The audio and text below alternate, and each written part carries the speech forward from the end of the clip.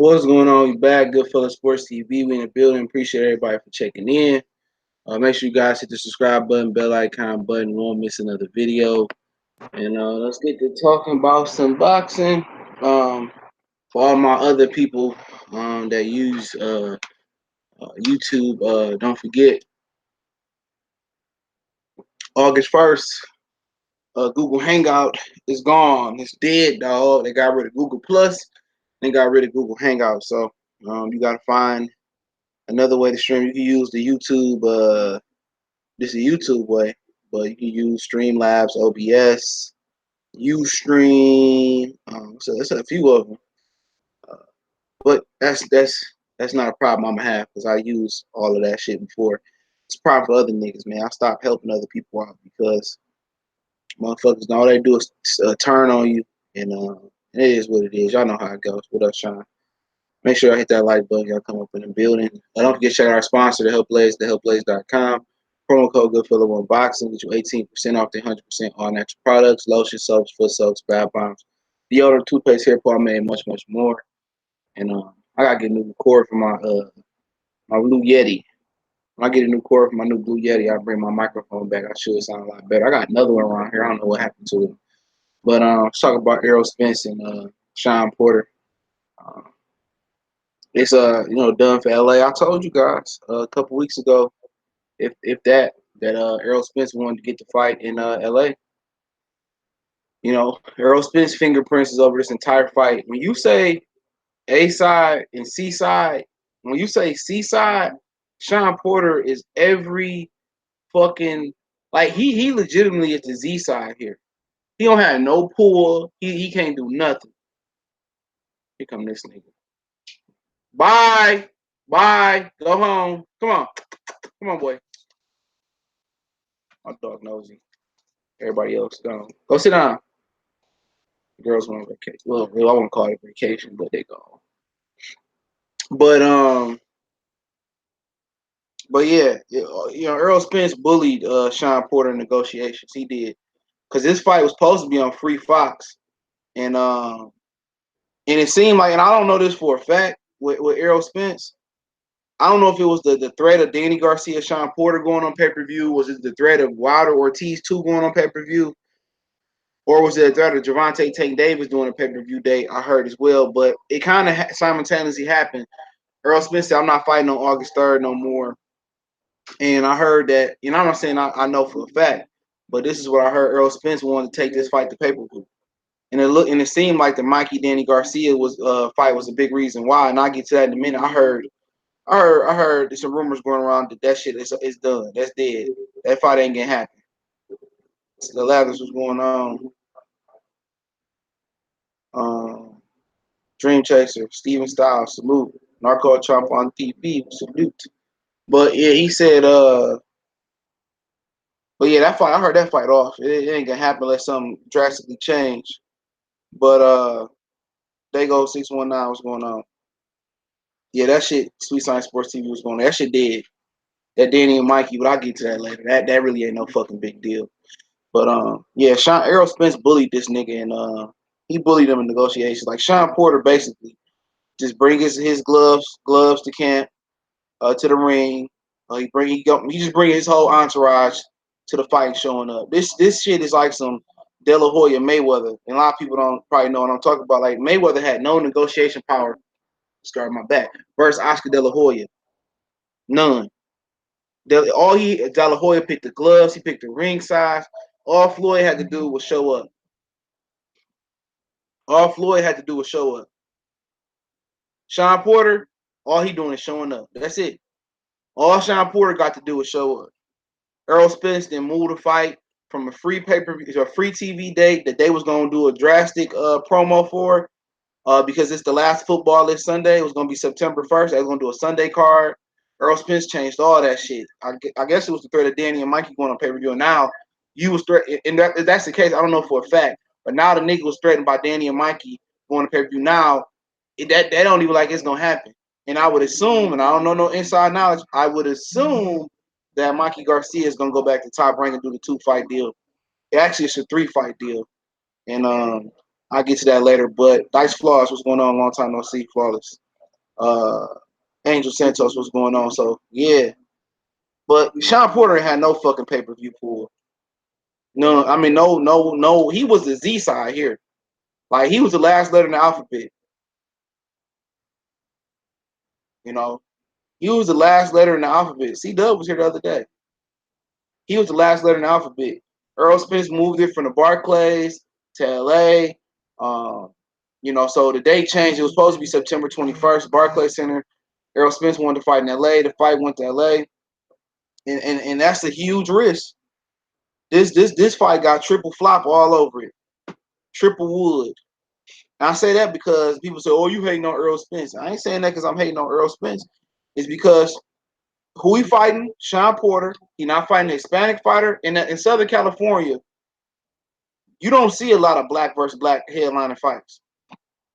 They had a hard time selling Yugas and Shawn Porter. Now, I did say in my video earlier that the Staples Center record attendance was Shane Mosley for a boxing event with Shane Mosley and Antonio Margarito, and they gave Antonio Margarito all the credit. That's the when Nazim found the wraps and the padded the plastering Margarito wraps. That's that fight. That was the largest attended boxing event in LA Staples Center. And I think mostly from California. They gave all the credit to Margarito. Go back and watch that fight. They gave all the credit to him. But you don't see a lot of black versus black fighters in Southern California. That I think this is by far the stupidest shit they ever done. Like the card gonna have to be loaded with Hispanic fighters, local Southern California Hispanic fighters, or hardcore Mexican fight. I don't know what they're gonna. They already got David. I mean, David Benavidez versus Anthony Durrell. They're gonna need a lot more Hispanic fighters on that undercard. I mean, through the whole motherfucker from the rooter to the tutor. Then a Fox prelim card is gonna be Caleb Plant and Mike Lee. This ain't the demographic for a white fighter. No, white fighters got great demographic everywhere, but this ain't the Pacific demographic for that shit. Hell no, this ain't the demographic to be putting a white on white fighter. And then you got a Nigeria FN Jabway. I think that's gonna be on the prelims. Don't quote me on that. In a really good fight, they going to put Hispanic. It's going to be a loaded fucking. They need to get Santa Cruz on this card. They need Marius Return on this card because black versus black ain't gonna sell well in motherfucking LA. This was a horrible fucking move. The geography of this fight is stupid. But put AB on the undercard. AB is gonna fight Ivan Reddick, so that could be a possibility. AB do got some Hollywood appeal, but we already know, nigga, what did you do to your paw? Come here. Come here. Just stupid ass over here. Give me a paw. We need a bath. Come on, man. Hold on real quick, y'all. Hold on. Let me see, motherfucker. Okay, that paw. I swear I seen the fucking duck. I see what's up. All right, go. This nigga done got someone done scratched this nigga something. Time for a bath anyway. Really, my nigga. Really, my nigga.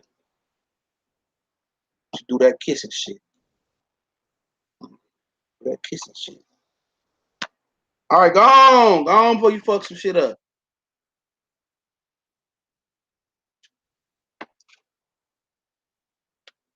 Go. Yeah, that nigga about to fuck some shit up. I don't know if he getting bit by something or what. I gotta give him a flea bath, and flea powder, all that dumb shit. Peter gonna give me like I choked this nigga or some shit. But yeah, AB do got Hollywood appeal though. He do got Hollywood appeal, so that could help. But I don't think they got PBC undercard's been terrible. Renardo, what's going on? PBC, we about to get DeMar DeRozan, nigga. We about to beat the shit out the Pacers this year. It's like, no, he ain't coming here. You should put that other dog in the dog Olympics. Oh, they about to race. That's his dad. They about to race. Yeah, they gonna race. I'll take a video of them racing. Them motherfuckers might not be the fastest one. That's what's crazy about it. Duke can run too. Duke kick ass and take names though, in that order. Duke beat ass. Duke whoop ass. Straight up. Duke beat that ass. I ain't even going front to him. Duke whoop ass. Miles beat some dog up one day. I wasn't there to witness that one. He's strong as fuck though. He get up. He can jump on my bar, and that shit comes like right here. He can go off vert. Yeah, he athletic as hell too. He a bad motherfucker. All them, no, most of them dogs be athletic. I don't know about the girls. His grandma came over yesterday. He ain't. I mean, he's sweet, but he ain't. That ain't it. I'm gonna put some more videos on. I'm gonna put him in the field. You gonna watch them niggas hunt them rabbits. They had a motherfucking groundhog, I think. One dog had the dog at the head, and the other one had it at his back. They ripped that bitch down the torso. But yeah, let's get back to that. They put AB on the undercard, but we already know PVC undercard has been looking whack as hell this year. This Keith Thurman undercard is the best. Oh my bad. Yeah, Mike Lee. I meant this Keith Thurman shit.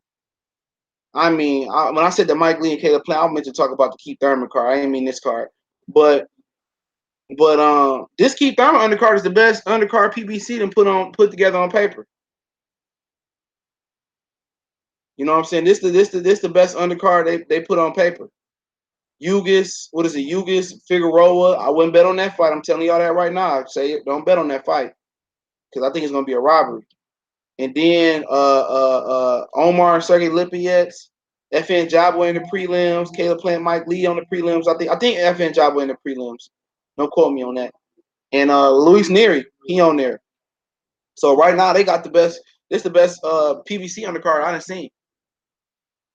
This is the best. It's the best. So they gonna get Errol that same treatment? I don't know. But it's gonna have to be Hispanic filled out. They gonna need Luis Nery on there, a Santa Cruz, a Mares return bot on there. They gonna need some Hispanic fighters. A lot of people don't understand that's a bad spot to now. This was Errol Spence versus AB. This popularity wise, not just talking on boxing shit. Then perhaps it can work. But if this should have even Errol Spence and Terrence Crawford, LA would be a bad place for that fight. It'd be a really, really bad place for that fight. So, like I said before, they can take the double whammy on this one. Because Fox did all that promoting for the Errol Spence and Mikey card, and it only did around 400,000. All that promotion they did, and it really didn't amount to nothing. That was the best promoted pay-per-view card that I seen probably since De La Hoya Mayweather. You know what I'm saying? That was the best. They did a little mini press tour, I believe, and then they did another little mini press tour closer to the fight. They did something in Dallas, and then they went I think to LA and announced it. That was dope promotion, but it only did 400,000. With that type of promotion, that bitch was supposed to at least eclipse 500,000. It was supposed to eclipse 500,000 easy, but it didn't. And now you take this type of fight with two black fighters, which is not a good place for Southern California, and put them in Southern California. You know, so really it's going to be loaded with Hispanic fighters, and then you got the fact that it can bomb on pay-per-view because Shawn Porter ain't a pool, and it can bomb, and, you know, in the stadium where it don't pull that many tickets or they reduce prices. In a little honesty for you guys, when they say, oh, you know, this event, it did 16,000 or it did 11,000 or it did 20,000. That go for Canelo event, a lot of Canelo event, unless it's a Mayweather Canelo type of card. A lot of the times, though, a lot of those tickets are comp. When they say comp, not celebrity comp, like we invite Alex Rodriguez to come. He better get his chick. She dancing on niggas and shit. Or Shaquille O'Neal and Mac. They comp a lot of free tickets for regular people. Like if you go to New York, you can find them giving out reduced tickets or free tickets right in front of the stadium, right over there in Penn Station. You can catch and then they buy and resell a lot of tickets on the buy and resell thing. You can go on especially in New York on a Friday night, if you like right around 8 p.m. sometimes, I don't know the exact time, but you can catch tickets on the flash sale. They'd be like $100. You can catch them for 70, 60 bucks. PBC, regular PBC event, you can get them for 30, 35 bucks. A lot of the people, I know a lot of people that sit on the floor, they tickets be comp. It be given to them on the floor, sitting next to the Charlo twins or sitting up front. You know, they really be comp. So real talk, all that money that they say, you know, PBC fighters getting, it ain't none of my business. But I would assume that it ain't going that way. He said we don't have any top fighters in Puerto Rico. Oh, y'all better pray on Verdejo. Machado got stopped too. Damn, you're right. Deontay Wilder said he going for Thurman Saturday. I wonder how. I don't give a fuck about that motherfucker. You know that shit some raccoon shit. You know what I'm saying? You know, and I don't even want to talk about that on this live. Flame on 24. That's some raccoon shit for real. These niggas is the fakest. These are the fakest black activist niggas I ever seen in my life, bro. At the end of the day, all the shit we went through in that Pacquiao era, and maybe they didn't go through it, but all the racial shit and all the bullshit everybody went through for almost what 5, 6, 7 years. Ricky E. Salute, we went through that all that racist shit, all them racist all them nationalists, all them Filipino people, all the people that was anti-black fighters, and all that shit. Freddie Roach said the N word, and Manny Pacquiao, you know, he got painted as this image as this great Christian man. He was faker. He was faker than the $2 pastor on Easter Sunday. You think my fandom about to lie with Manny Pacquiao? Only way I would remotely pull for Pacquiao in this fight if he said, okay, I signed a contract to fight Errol Spence next, and Keith Thurman said I'm not doing it. That's the only way that I can see. All right, I hope he fight him. That's the only way. But he didn't doing that. He ain't talking about fighting Errol Spence. These dudes on here live in the fantasy land. They live in the fantasy land. They live in La La Land. For one, I already established that these niggas don't know shit about boxing. When they say some of the stupidest shit, the most misinformed shit, you may not agree with what I'm saying, but I can articulate my point. I can articulate my point. And niggas got mad when I said Earl can't beat Canelo. I ain't the only one. Boxing ADE said it too. That motherfucker ain't beating Canelo right now. He ain't jumping up 2 weight class. He ain't did shit at welterweight. How the fuck you gonna jump up 2 weight classes and beat the cash cow who untouchable? Even if you beat him and knock him out with an aluminum back, they're gonna drag him back to the ring, give him some smelling salt. He finished the cards, you're gonna lose on the cards. Even if you go out there and beat, people don't understand how iconic and how epic what Mayweather did with Canelo. That shit is an anomaly. That's an anomaly how you touch Canelo like that. That's just real class. That's just real skill. That nigga Errol ain't got nowhere near the skill Mayweather got yet. He may never touch that. But who do? Who fight like Mayweather? Who can do that to Canelo? Nobody in boxing can do that to Canelo. And the nigga was old. But these motherfuckers anti Keith Thurman, right? Because he won't fight Errol Spence. Then why you pro Manny Pacquiao? Manny Pacquiao ain't got no fight signed to fight Errol Spence next. He don't have no intentions. Go Flo, salute.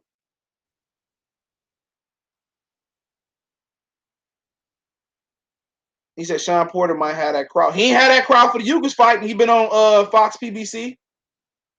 So that ain't gonna happen. Nobody, I don't know nobody that watched that shit casually, but I believe people did. He said Lara, I had it a draw. I don't think Lara did enough to win that fight, but I can see it going the other way. But Lara didn't do what Mayweather did. That shit was a 12 zip. He zipped that nigga. He zipped him. He zipped him like 36 O's. He zipped that nigga. He gave him a zip. He gave him a half O. My bad. He zipped that nigga. He zipped him. He zipped him. So when you sitting here talking about oh, they glorifying Manny Pacquiao, see that's a sign. Dre Harden, salute. I ain't seen you in a minute. Salute, bro. Rasheed Marshall, I meant to sort you out. Look here, man. I'm gonna put it to you this way. It's like a nigga you been in the hood, you in the hood with, right? And I got a story, right? I know some people, right? And they get pulled over, right? And I'm just putting this into a scenario. They get pulled over. The nigga throw a whole zip of weed in the nigga lap, right? He throw a whole zip in the nigga lap. You know, as soon as the police walk up, he throw the zip in the nigga lap in the car. The nigga say, damn. All he had to do is throw on the floor and say one mom. But he ain't do that. J. Thomas, salute. They locked this nigga up. You think them niggas cool? And they grew up best friends. You think they cool? No, they're mortal enemies. That's basically what Manny Pacquiao did. Or that's the nigga that you shot it out with in the hood.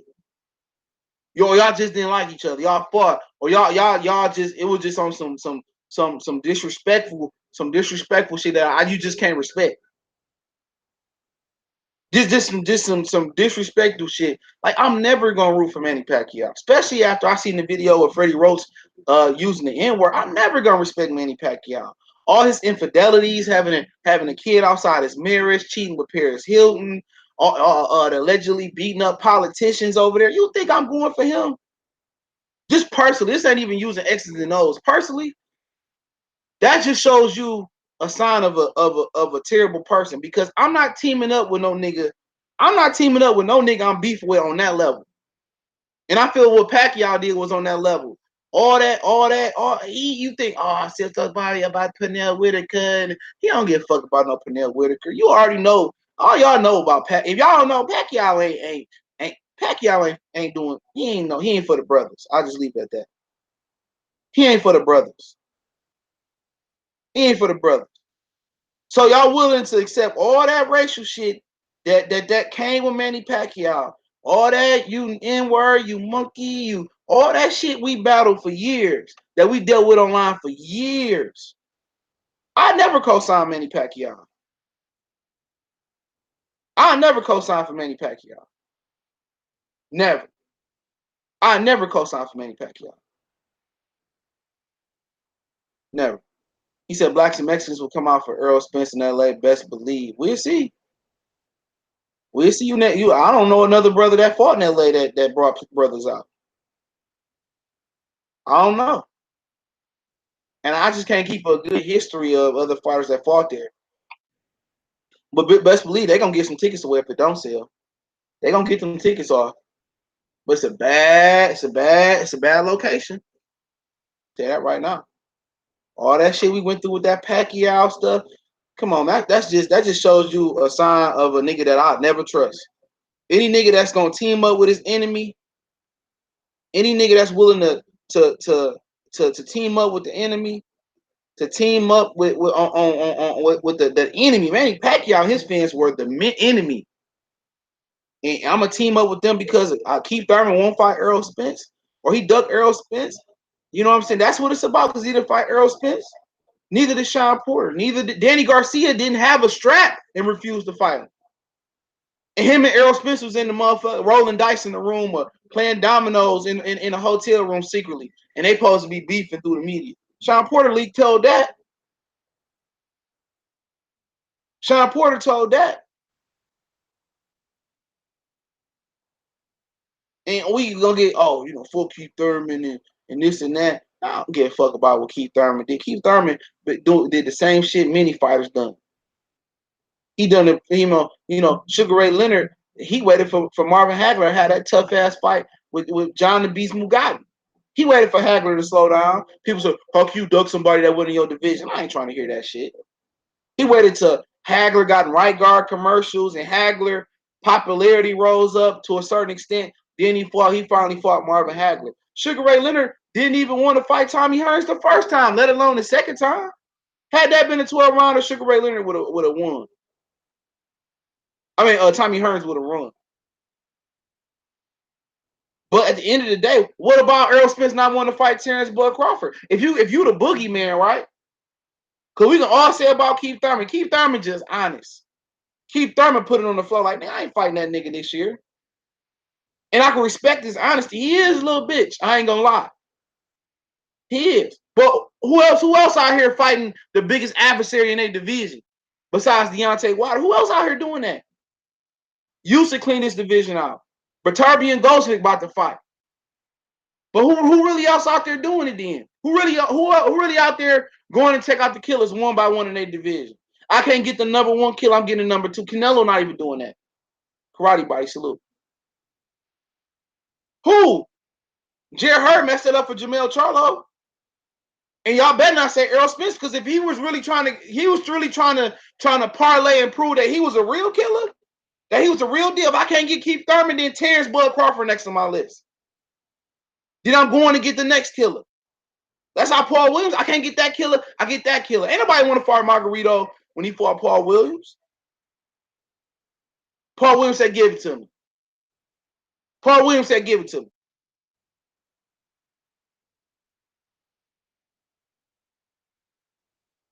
So by that estimation, since Keith Thurman being the hoe, he refused to fight fight Terrence Crawford, what's Errol Spence then? Real shit, what's Errol Spence then? Because he asked you niggas for 75, 80 bucks. He asked y'all for 75, 80 bucks.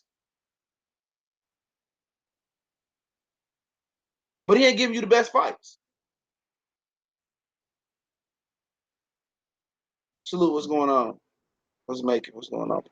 You know? He asked y'all for 80 bucks. Now it reduced 50. Now it reduced 30. It was a free fight versus Shawn Porter with nobody complained. But they claim he the boogeyman. They claim he being ducked. Then why didn't he go for the next best fighter? If Keith Thurman number one, give me the number two best available fighter in Terrence Crawford. If he ain't available, give me Shawn Porter. If Shawn Porter ain't available, then give me the next guy, Danny Garcia. If Danny ain't available, then give me your Dennis Hughes or give me Lippians or give me Omar Figueroa. The nigga ain't no killer, man. The nigga ain't no killer. If you mad at Keith Thurman, be mad at Errol Spence. Well, you know what they gonna say? Well, Errol trying to build the Bud Crawford fight up. Well, Keith Thurman trying to build the Errol Spence fight up. Come on, that's hypocrisy right there. That's hypocrisy. That's hypocrisy. Because both of these motherfuckers doing the same thing. Well, you know, CJ Keith Thurman took 22 months off and he ducked Errol Spence and he held the belts hostage. Then what Errol Spence was able to do because he on the right side of the street. Remember, Bud got to sign over to PBC to get the fights. He got to go to PBC to get the fights. Errol Spence on that side of the street, nigga. Danny Garcia went rogue. Shawn Porter went missing. Well, I don't see I don't see Errol Spence as the invincible. I didn't want to fight Danny and Keith Thurman. Both Danny Garcia and Shawn Porter sat there sitting on the chirp waiting for the WBC to release that motherfucking that belt from Keith Thurman. They sat there. They turned down a title fights. Who turned down title fights? These motherfuckers turned down title fights with Errol Spence. Luis Collazo, right after he fought fucking Kell Brook, Luis Collazo was supposed to fight Errol Spence at the American Airlines Arena, I think in Dallas. That same year, was it 2016 or 17? All of a sudden, he on Instagram with his arm in the sleeve. So what? I mean, Errol Spence on the right side of the street, and who the fuck he fought? Who he fought? I thought you were PBC. You got the best fights. He still ain't fought Danny. He still ain't fought Shawn. Technically, Shawn could pull out with a shoulder injury. And after 22 months of ducking and hiding and going over to Nepal, guess who still got the best resume in the division? Not named Manny Pacquiao, just as a welterweight. Because if we talk about overall, there's Danny and then there's Manny, Danny, and then maybe Keith Thurman. So all I'm saying is, what did Errol Spence do for 22 months? Because you can't have it both ways. You can't have it your way here. You ain't getting a Whopper with extra cheese, mayo. You ain't getting that nasty trifle looking ass taco they selling for me. Because then I done caught you niggas in y'all lied in. Well, you know, Danny and Shawn ducked Errol Spence. This is the reason why he didn't progress while Keith Thurman was gone. But then again, when I stopped talking, you said Bud Crawford need to sign over to PBC, right? So if he signed a PBC and they can't make Shawn fight for a title that was his, they can't make Shawn. That was his title. He wanted that title back. I'll pull up receipts. That was his title. He said, I want to get the title back versus Kell Brook. As soon as Errol Spence stumped a hole in his ass over there in Sheffield, Shawn Porter didn't want the belt no more. He went over there acting like he was trying to help out Errol Spence. That motherfucker went over there to hoping Kell Brook win, to call out Kell Brook. After that, he didn't want the IBF no more. Danny Garcia, he crying in his hotel room off of one little loss to Keith Thurman, which he should have been lost to motherfucking Lamont. And you could say he should have lost to Alshin Theopan early in his career. So you telling me, remember how I catch you niggas up in y'all lies, man? Because you telling me Bud need to go to PBC, but what Errol Spence do for the last couple of years? What did he do? Well, you know, he went on paper, but I don't care about that. What did he do the last 2 years? Johnny Play, what did he do? They couldn't even get a nigga Berto, bro. He couldn't get Berto. He couldn't get Victor Ortiz. Josito Lopez, he went into hiding. Yugas act like he wanted to smoke. He jumped into WBC. Jamal James was still on the come up. Lipius just had moved up, so he was a non-factor. Mayweather wasn't coming. They didn't deliver Manny Pacquiao in his first 2 PBC fights. So you telling me he need to sign over there, but what has PBC done for Errol Spence's career? Well, you know, he touching M's. I don't care about his money. I don't care about the money. Because it ain't doing nothing for me. What about his legacy? That's what his fight fans should look at as his legacy. What'd he do? What he done? Nothing. But Bud needs to sign over there. And he getting a Shawn Porter fight 2 years later. 3 years after Keith Thurman did it. So basically Errol Spence is a high class hoe. Basically, they overcompensating Errol Spence to stroke his ego to keep him happy from leaving. That's what they doing. They buying a skirt. They buying a skirt. You know, people wonder why, people wonder why, can none of these dudes take none of these dudes can take our fighters from them. Can't nobody take my bitches. You don't know why? Because when they get in legal trouble, guess who pay their legal fees? Al Heyman. When they get low on cash, guess who's sending that ass cash? Al Heyman. Al Heyman do a lot of shit behind the scenes. You want to start a business? You want to learn to invest? Al Heyman. Al Heyman do the shit that nobody know about behind the scenes to keep these niggas happy. How's Bud looking worse? How? If all these niggas careers ended today, they say boxing the band, we done. Bud going to the Hall of Fame. Errol Spence not.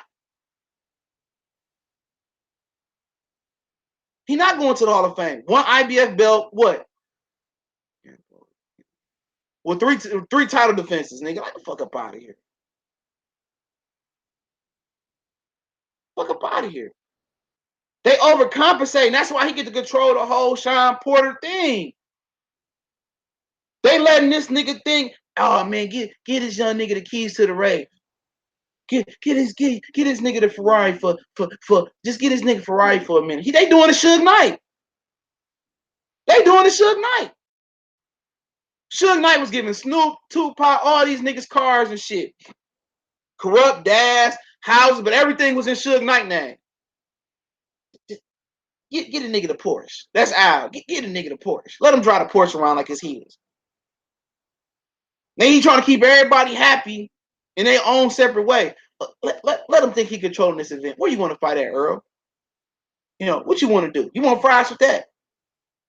You want another steak? You want another $100 steak from Roof Chris? Give him another steak. Give him 3 steaks. They doing everything to keep him happy financially because he ain't happy in the ring. Mark Pinkerton. He ain't happy. Nigga, you sitting here, you've been pro since 2012. You've been pro for almost 7 years, if not a little bit over. I'm not sure exactly the date. You've been pro for 7 years, and bitch, you got an IBF title with 3 title defenses. You had a title since 2017, I believe. And you got 3 title defenses. Of the IBF, you ain't unified. You ain't rubbed 2 titles together. You ain't sniffed the ring belt. And you on the side of the street that's supposed to make it happen. You on the side of the street, they got 13 welterweights over there. That could be in the top 20, 25. 13 welterweights. 13 welterweights they got over there. And you can't even get a respect. You can't even get it took you 2 years to get a reunification bout. 2 years. 2 years.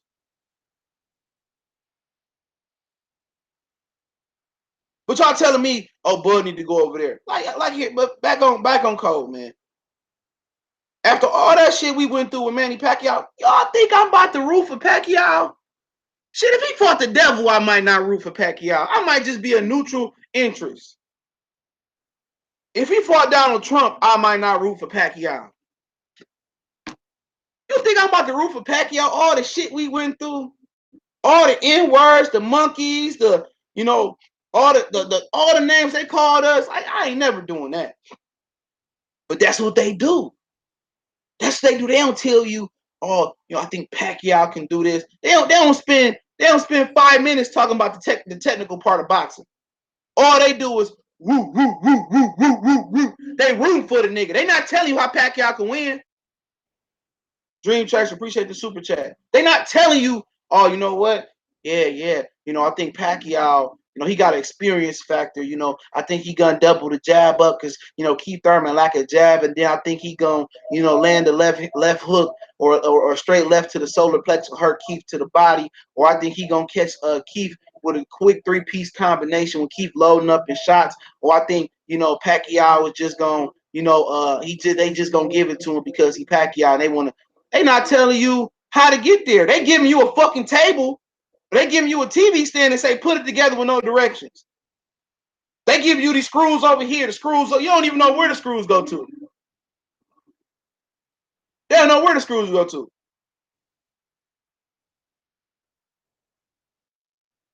No, Thurman ain't the favorite. Pacquiao the favorite.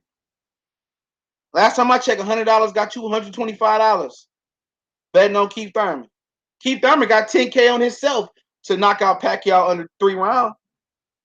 And like I said before, either he gonna get the knockout or he gonna get knocked out or win 8-4 or 7-5 depending on the knockdown. T-Dub salute. And that's why I told y'all this shit, man.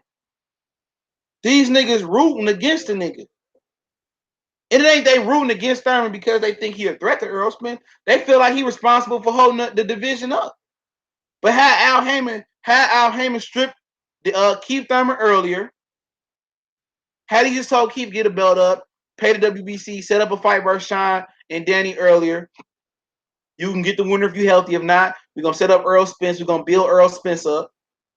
And then by the time you come back, we set you up with a couple comeback fights. And then top of 2020, we'll sign a contract to fight Errol Spence if he keep winning. Had they set it up that way. But you telling me Errol Spence is this PBC darling, but Keith Thurman come out the woods. Keith Thurman come out the Mount Everest mountains. He come out the Alps. Face hairy, brand new wife, probably got a baby on the way. He pull up in his Prius to meet with Al Heyman. You say, you know what? We're going to get you a Josito Lopez type fight. And then, you know what? Nigga, we're going to put you in there with Manny Pacquiao. Shit. Basically, he's stunting on niggas. That's basically like you cheating on your chick, having a baby outside y'all marriage, y'all relationship. And you finesse her, and her family talking shit about you in the book. You ain't shit, blah, blah, blah. And you finesse her, you get her back, and you at a family function. Nigga, you hold your nuts on them motherfuckers. You like, man, nigga, yeah, I got her back, nigga, hating ass niggas. And Keith Thurman doing what any person do. He turned Errol Spence because he the PBC darling. He said, I'm missing something. Since Keith Thurman vacated, we got the fight we were hoping for Shawn and Danny. Yes, do you not remember that we waited a whole year and a half for that fight? A whole year, matter of fact. What are you talking about? We waited a whole year for that fight. They marinated Shawn Porter versus Danny Garcia. They marinated that fight. Because I believe in 2000, the end of 2017, he called out Danny Garcia. And all of a sudden, Danny Garcia took the rest of the 2017. He did call out Danny Garcia or something like that. And Danny Garcia, he took off the year. I like trying to hear that shit, man. Errol Spence should have had Danny Garcia and Shawn Porter in the bag, with or without a title.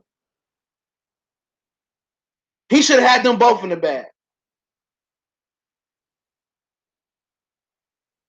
They marinated Danny and Shawn Porter. And then remember what the narrative was? Because I know we quick to forget. Everybody quick. Remember what the narrative was? The winner go, oh, CJ, I don't know why you hating on Danny and Shawn Porter fighting. I don't know why you ain't going to watch that fight. They both said they're going to fight Errol Spence if they win. They both said they're going to fight Errol Spence and they win. Guess what happened? Shawn Porter lost. Did he fight Errol Spence? Errol Spence was trying to negotiate with Shawn Porter. Shawn Porter chose to fight Yugas. They didn't know if they wanted to fight in Vegas. They moved it to Carson and didn't do well. So they wasted our time. They fought a week apart. Shawn Porter fought in March, right? Remember that? I know we quick to forget. Shawn Porter fought in March, the week before Errol Spence and Mikey Garcia fought in March. He said Spence wasn't Angel 313 said Spence wasn't trying to negotiate. He negotiated with Shawn Porter. There was a negotiation because he put Mikey Garcia to the side. If that's what you're talking about, he put Mikey Garcia to the side. Remember? Because Mikey was like, "Oh, Errol Spence." They started that shit. Oh, Errol Spence ducking Mikey now. He ducking Mikey because he was trying to negotiate a fight with Shawn Porter. And then they had the audacity. PBC basically grabbed their kahunas. They grabbed their sack on us and put Shawn Porter the week before Mikey Garcia and Errol Spence. I have never seen nothing like this in my life, even in boxing. Like they legitimately got their middle finger up to us. They do. They'll put 3 or 4 welterweights fights in a row, but won't put them in the ring with each other ever. Or they have them all fighting on the same card in mismatches. Oh yeah, I heard Lara fighting on September 12th. Well, I heard Austin Trout fighting on September 12th. I heard Jamil Charlo fighting on September 12th. I heard, Eric Lupin fighting on September 12th. And they all against somebody else. Not Jaime. They all against Michael Zunigamhumba from New Zealand. They from Takashi Wakashi Wukiwanka from Japan. You motherfuckers, you ain't never heard about that shit, man. They'll get your hopes up and they'll slice your shit. Mike James 616. What up, though? Lazy. I am Migo. What's going on? Salute. They'll get your hopes up, Walter. I see you. They'll get your hopes up and do that shit. They'll put all these niggas in a row fighting each other. All the 3 of them. They're going to put Shawn Porter and Errol Spence back to back. Like they going to fight 3 or 4 or 5 months later. That was in March. Like they got to, okay, at least they're going to put them back to back. We going to line them up for June and July. Motherfucker going to line them up for the end of September. Please, these niggas is disrespectful. Kurt Warden, salute. They is disrespectful. They line them back to back, and then they won't even fight each other next year. They're gonna fight at the end of the year. Come on, man. Keith Thurman not fighting that nigga next year. If Keith Thurman, I'm gonna tell you, if Keith Thurman and Pacquiao somehow do 1 million pay-per-views, if they do anywhere from 700,000 to 1 million, you ain't seeing Pacquiao. You ain't seeing Keith Thurman again. You ain't seeing Keith Thurman. If Keith Thurman get $20 million versus Manny Pacquiao, you ain't seeing Keith Thurman until the fall of 2020.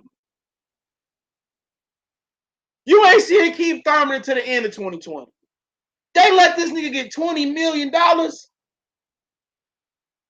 like letting crackhead Daryl get 3 or 4 or 5 kilograms of cocaine or heroin. You ain't seeing crackhead Daryl again. He about to go find a nigga in the hood to cook that shit up if he don't know how to cook it himself.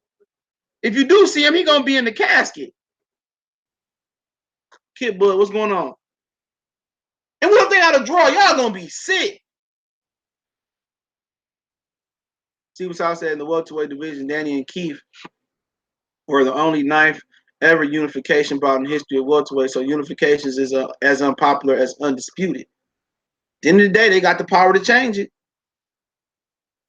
They got 4 belts and they ain't even got 10 unifications. That's crazy. I can believe it. Thurman gone. He going back. Y'all ain't gonna see him again. Now, if they don't make that much money, maybe they do it again. All I'm saying, if he was gonna fight Errol Spence, it should already his John Hancock should be on the contract. Because that's the best promo you can get. That's gonna make Errol Spence, Shawn Porter that much bigger. That's gonna make Manny Pacquiao, Keith Thurman that much bigger.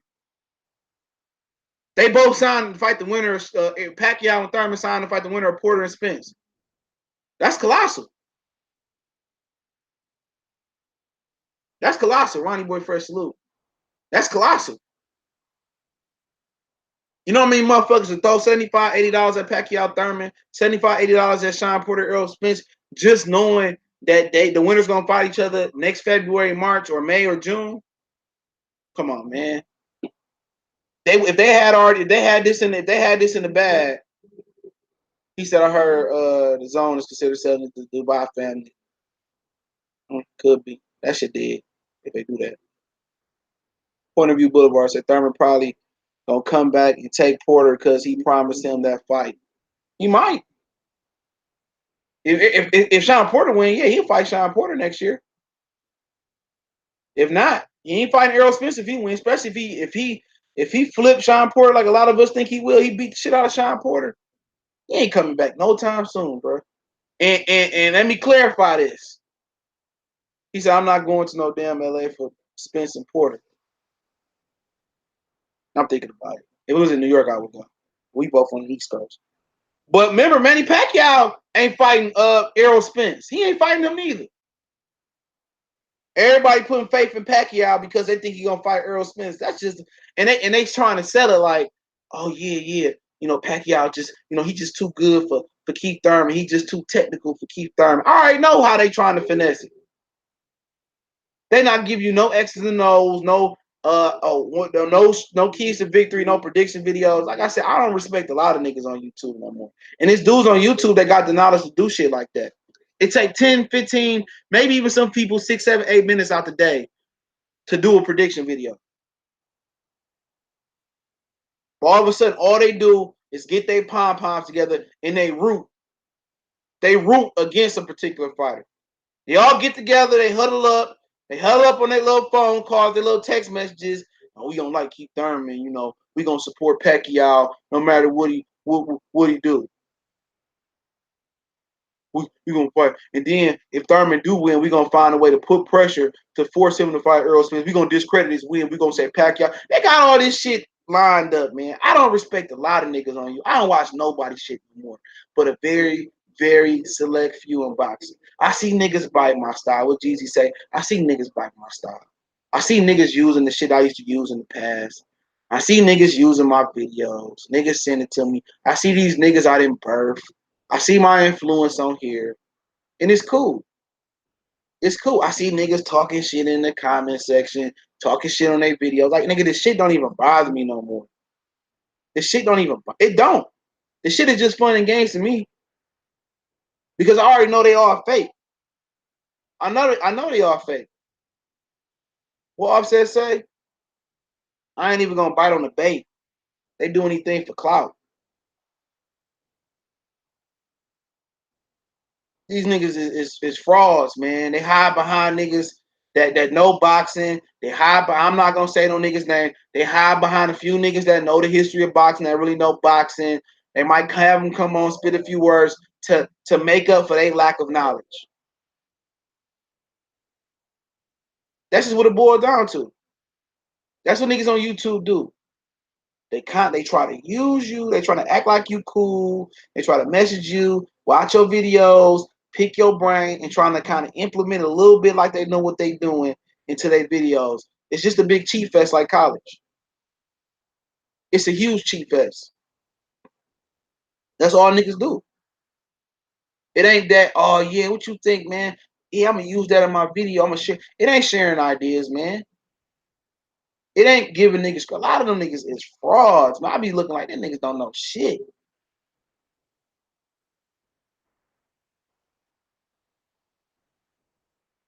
But a lot of y'all niggas, y'all follow the bait. Y'all follow the shit. Y'all follow the drama. I ain't doing it. I ain't doing it. Bushido Boxer salute.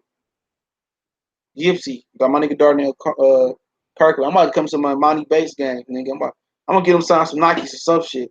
I might dunk on that nigga. It's like, no, I ain't dunking on that nigga. That nigga animal. He killing the summer league. He killing the little AAU circuit, whatever they call it, ADBCG, Adidas camp or something. He killing that shit.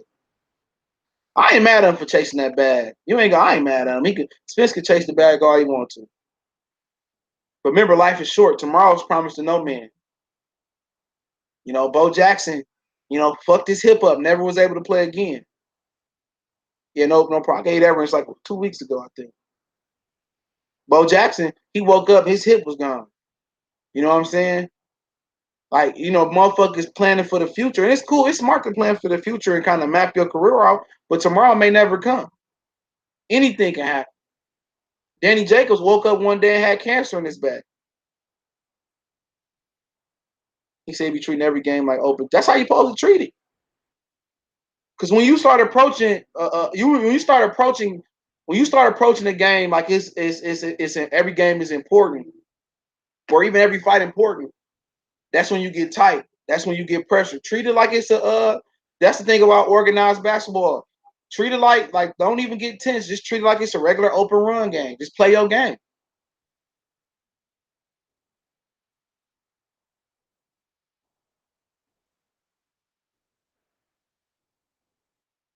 It should be at the Forum, bro. You're right. The Ram Stadium will be done in time.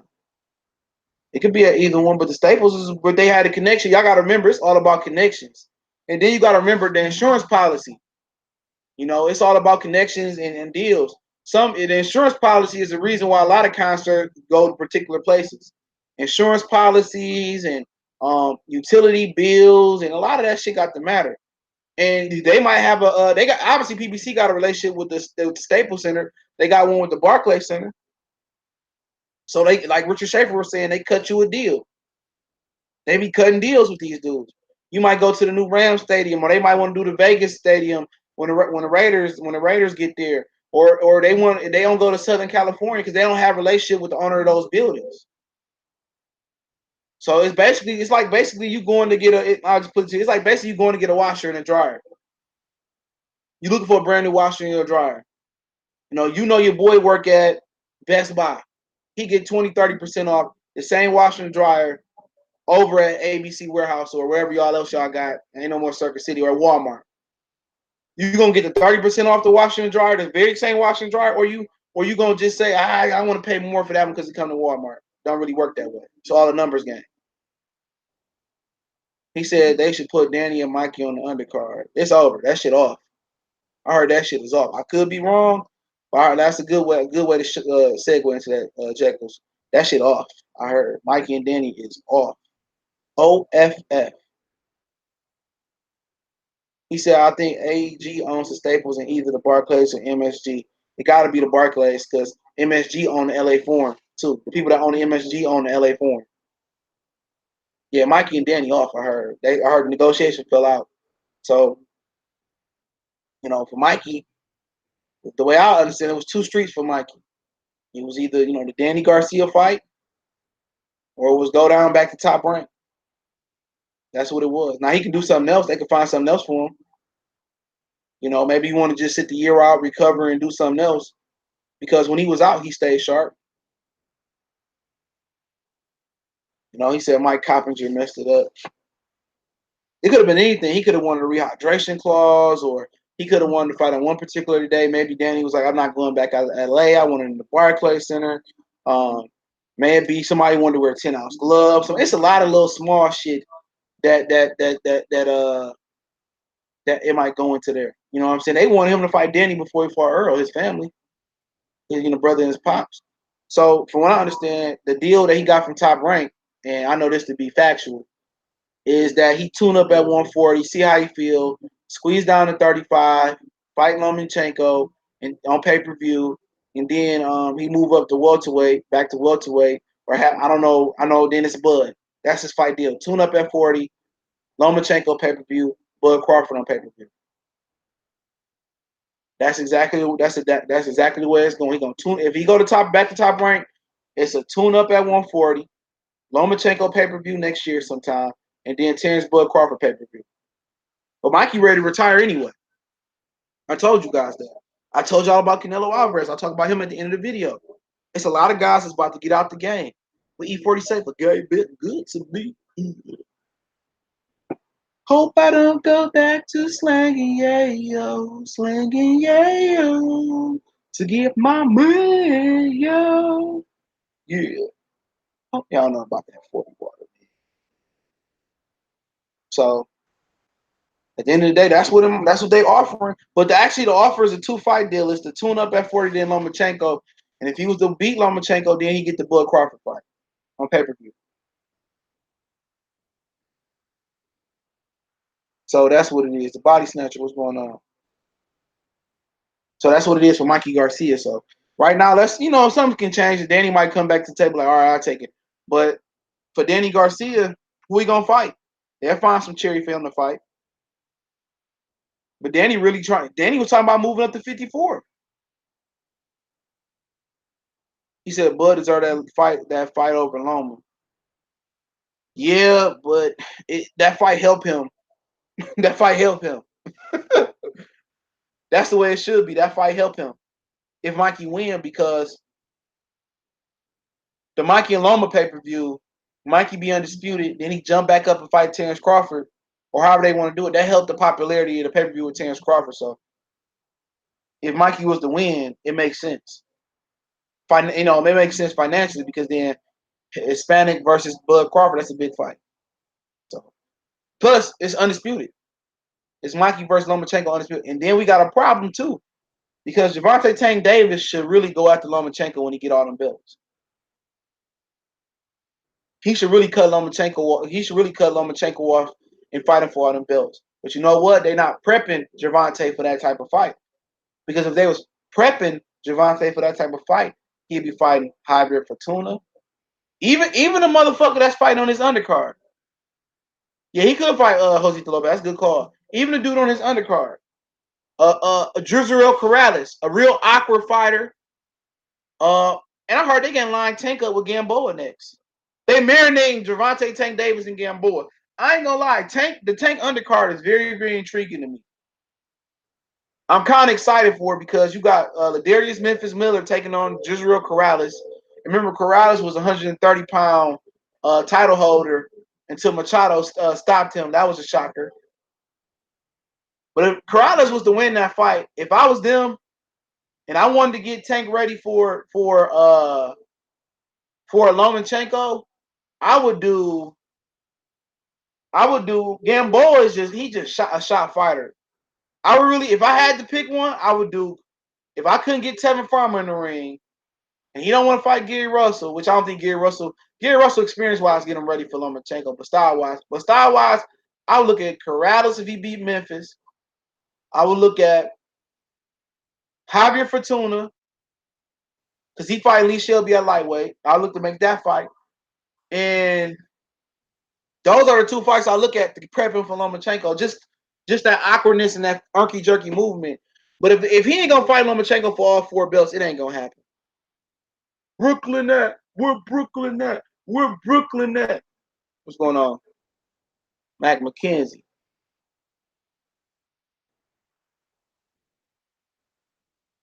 Well, Fortuna got to go to the UK and beat up Lee Shelby. Richard Hisson is supposed to be at the Tank Open workout. Is he on the card? Undercard? Yeah, he probably on the card. Undercard. I'm not sure. I can check. He probably on the card because that's a Mayweather promotion card. They moving him so bold. He can fight. Richardson Hitchens can go. Let me check right now. Richardson Hitchens can go. I like him. He another one of the little good young guy. He got to be one sick motherfucker looking at Shakir Stevenson rising, and he with Mayweather ain't shit going on for him. Ain't that crazy? Shakir Stevenson put a whole bunch of asses in the seat in Newark, and Richardson Hitchens. He fighting Tyrone Crawley, who's 7-1-1. No, he ain't fighting until the 27th. Yep, he ain't fighting until the 27th. It probably got the wrong date. They say tickets on Ticketmaster. Let me see. He fighting the 8-rounder. Give me a minute. He must. Is that the Tank? Yeah, he fighting on the Tank card. He fight on the Tank card, I think. Yep, he fight on the Tank card. Damn, Aleem already back on the Tank card. You got a couple brothers making their debut: Javon Campbell and Malik Warren. Dylan Price, he didn't lose. They changed it to a no contest, so he's still undefeated. Richardson Hitchens on the card. Lionel Thompson on the card versus Brian Vera. Damn, Brian Vera still fighting? That motherfucker 26-15. Last time I seen him, I think Matt Korobov knocked his ass out. Yeah, he got like 4 losses in a row. 1 by stoppage and 3 by unanimous decision. He's scheduled for 2 fights. That shit crazy. This nigga Brian Veer, this nigga journeyman, he fighting Lionel Thompson. I think that's a Mayweather promotion fighter. I don't know. But he fighting Lionel Thompson. Then he fighting Juan Jose Barres August 24th. That nigga's a journeyman. I ain't never seen a nigga had two. I ain't never seen a nigga got two fights scheduled. That shit crazy. Aleem on the undercard. He on the undercard. Brian Alexander fighting Ronald Garville. He on the undercard. That's a Mayweather undercard. Ladarius Smith. That ain't a bad card. I should have went to that shit. That ain't a bad card. Real talk. It ain't. Yep. So he fight on the tank card. Hitchison lost to Gary Russell, little brother, twice. In the amateurs. So did fucking Jaron Ennis. That shit on. I don't know which one you talking about, but he lost to him too. He beat Jaron Ennis. That was a sloppy ass fight. Jaron Ennis and Gary Russell, little brother. Yeah, he beat Jaron Ennis ass too. I was in Newark. Shakir did better than Hurd and Williams. And then you got Khalil Cole coming up too out the amateur. He get a gold medal. Jersey gonna be back on fire. I hope they do fights at the Boardwalk. Obviously the new Hard Rock. Yeah, I don't mind going to Jersey in New York. Vera resume legit. Oh yeah, Vera did whoop some ass and took some names for sure. He took some ass and he kicked some ass and took some names for sure. For sure.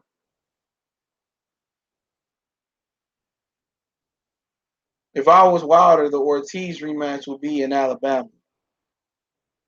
Probably the problem is they don't have the amenities to pull a pay-per-view. That's the problem. They don't have the amenities to pull a pay-per-view. He said Pat McCracken, more McCracken, white boy from you. I heard him beat up Stitches in the Olympic qualifiers. That don't mean shit. He get in there and get his ass whooped in a real fight. Amateurs don't mean shit. Amateurs don't mean nothing. Mr. Duke, J. Duke, 40. They don't mean nothing. But Danny and Mikey, it's awful right now. So something might change. They might bring some more money to the table. It's probably financial, but a lot of shit be boiling down to who walked first, who walked last, who name on the purple poster first. I remember McGill Cotto and Mayweather got into it about gloves. Real talk, they got into it about some fucking gloves. Mayweather wanted to wear 8 ounces, or Cotto wanted to wear 10 ounces. This is at 54. Anything above 47 at least got to have 10-ounce gloves on. He said, no, the amateurs are still different. Amateur system is different. Body shots is they don't really count them. It's way different than the pros. The headgear is just the beginning. It's so different than fighting as a professional fighter. You got 4 or 5 rounds. Obviously, you got to have higher input.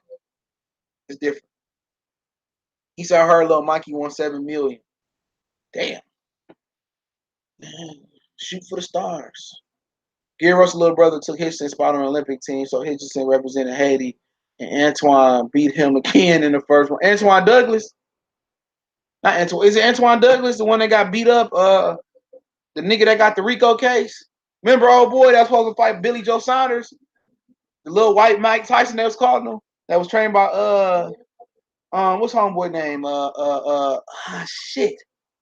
His name, Danny Jacobs. Andre Rozier, you talking about him? Karate Body, why do you think more of these fighters don't have hometown fights to build their brand? Because boxing don't believe in breaking new ground. They don't believe fighting in Chicago or fighting in Kansas or fighting in Indiana or fighting in Ohio or fighting in Detroit. They got deals with Pacific venues. See, Bob Arum Jewish and he been around forever. Bob Arum got connections with everybody. So, Bob Arum is an established entity. He's an established, that was Muhammad Ali company, Curtis Anderson told me. But he got established. So he can go up to Fresno and fight in Fresno. He can go to Tucson and fight in Tucson. He go to Oklahoma City. He been around so long, he done did fights everywhere. He can go back to Africa or go to Africa and make a fight happen. Bob Arum he got deals with people. It's just about relationships and deals. You want to go fight in Tony Harrison fight in Detroit. Where are you fighting at? Who gonna give you the best deal? Maybe the Little Caesars Arena, it ain't in your budget.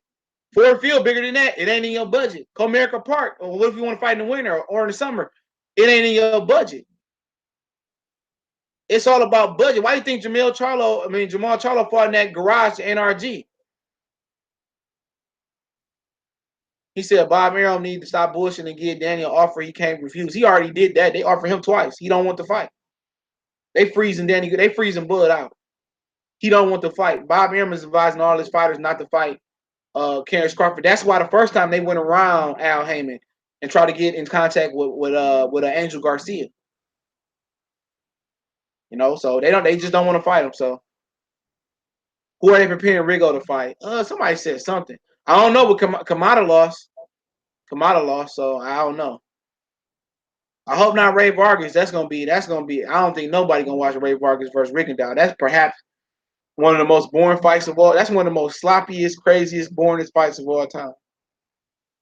So everything is built off relationship when it comes down to money, pretty much. Yeah, they got interviews with not Richard Henson, but what's homeboy name? Ring Star Sports. The Swiss banker that fucked Oscar De La Hoya over.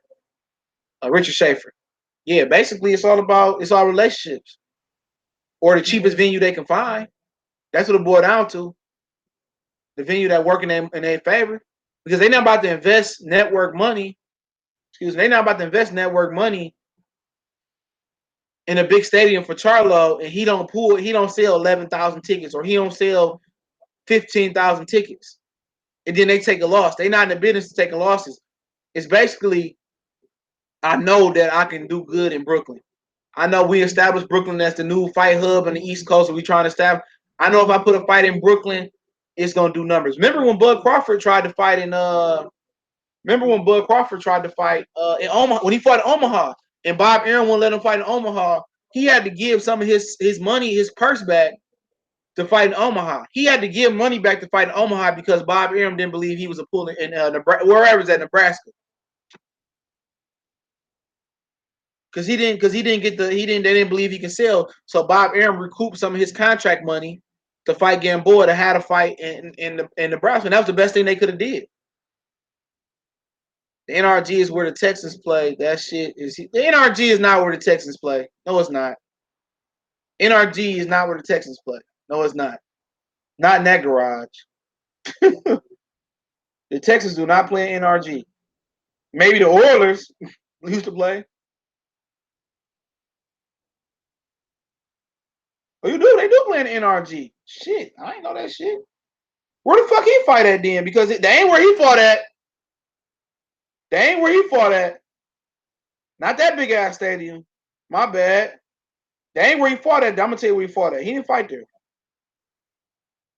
That wasn't the unless they used a portion of it in there. Let me see. He did fight there, but it didn't look like the same stadium.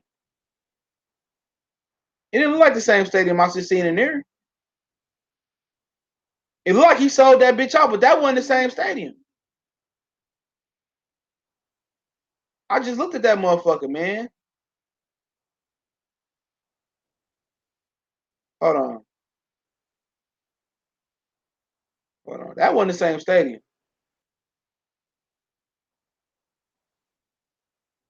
Hold on. That couldn't have been it. He fought in the park. Hold on. That couldn't have been the same stadium, bro. Hold on. That couldn't have been the same fucking stadium. That bitch did not look like it. That bitch looked, I don't know where you fought at then. Yeah, they got other venues there. Yeah, I don't know. It didn't look like that. He fought at the casino. All right. I knew it wasn't that fucking big ass stadium he fought at. Because that bitch didn't look like that. Maybe that's like they version of smart. They cut off the arena for Charlo. No, that wasn't the same one. That wasn't the same arena. That wasn't the same one. That wasn't the same one. He said he fought at a small venue. Yeah, he fought at a smaller venue. He sold that bitch out. 11,000, they say. That wasn't the same fucking arena though. That wasn't the arena, bro. That had to be like the small room. He fought in the parking garage. Yeah, he didn't fight in that arena because they didn't even have a roof open or nothing. He sold it out 11,000. He didn't sell no. That bitch holds 71,000 people, nigga. I know he didn't fight in that for a fact.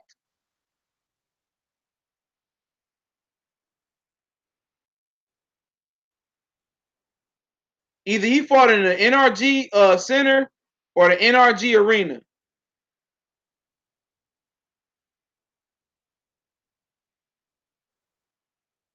One of the two.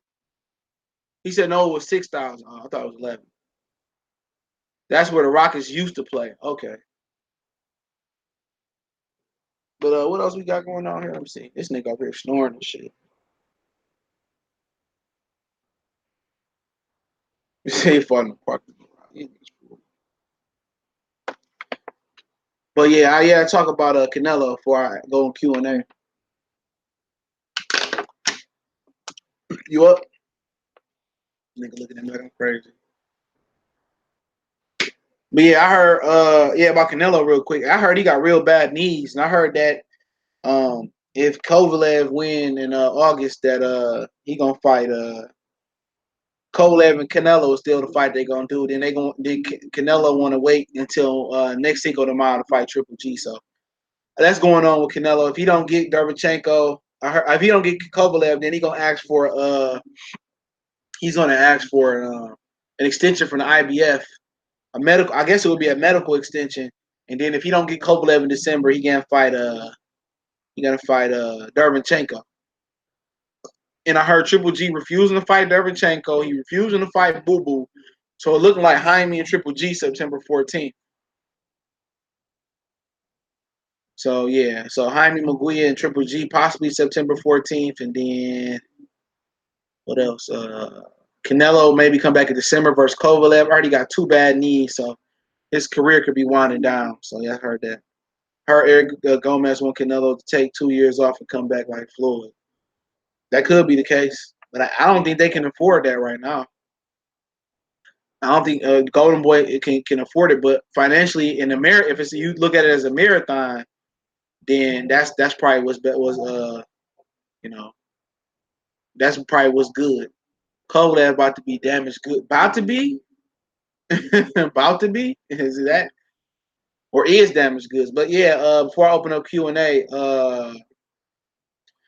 I heard Arthur Berturbia signed to fight Gaussvik. He signed his contract, so if that's on the East Coast, I may do that one. That might just be my year.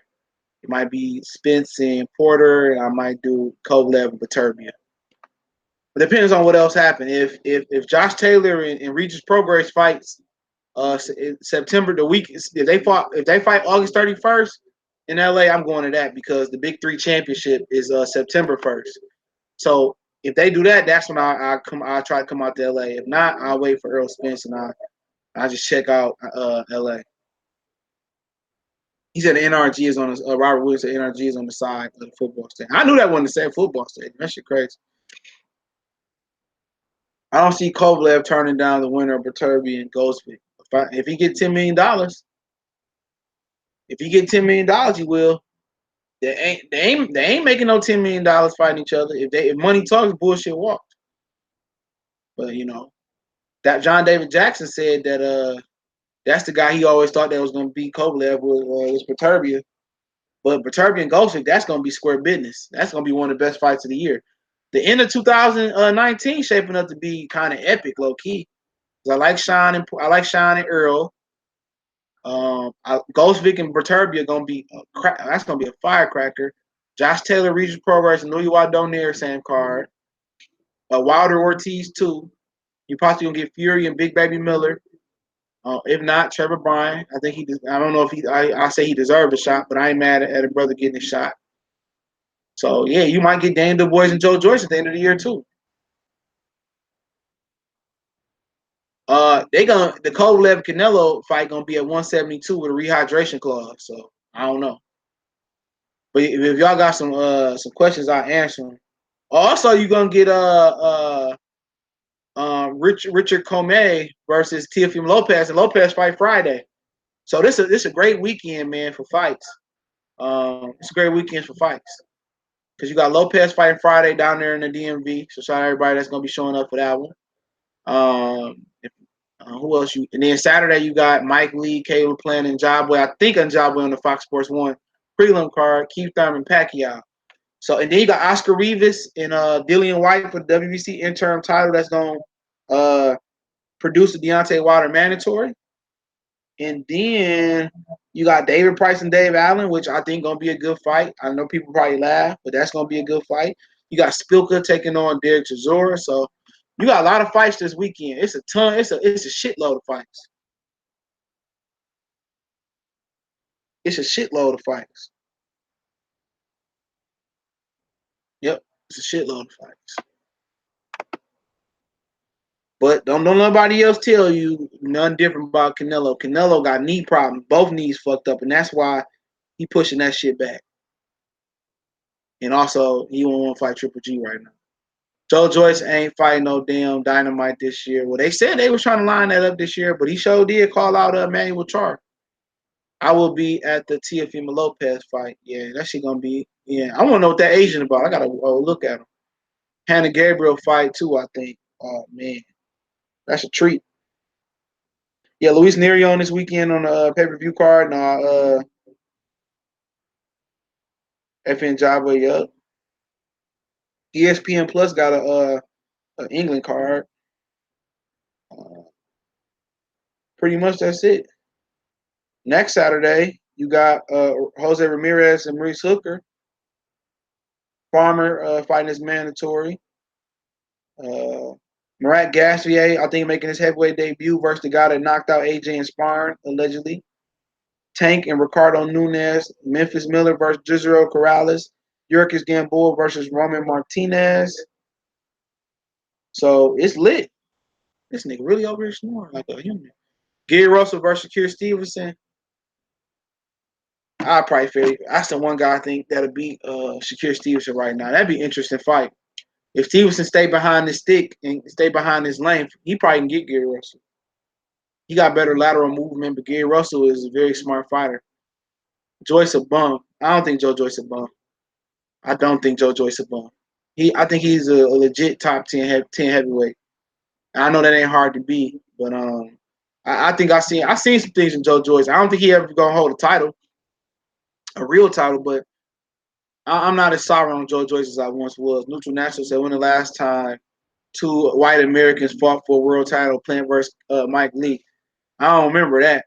Once white people see that on Fox, that shit might do 10 million fucking views on Fox. Hannah Gabriel fighting a young 23-year-old woman today. All right. Wonder if they putting it on the internet.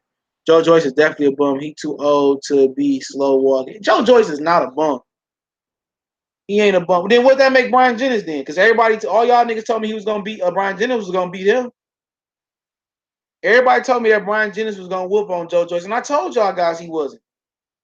Joe Joyce ain't no fucking bum. If he a bum, then Dillian White a bum.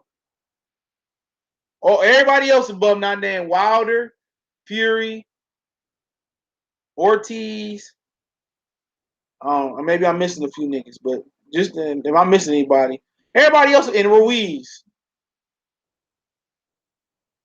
Gary Russell he called out Gary Russell too. He said he'll fight Gary Russell. I think he did say he'll fight Gary Russell. I don't think he was as adamant about it.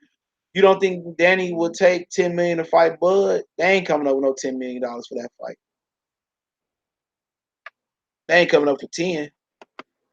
If they do, they're gonna have to promote the fuck out of that fight because then with Bud getting Bud gonna want 10. Well, Walt Disney got it though. They could offer him, they could make that shit happen.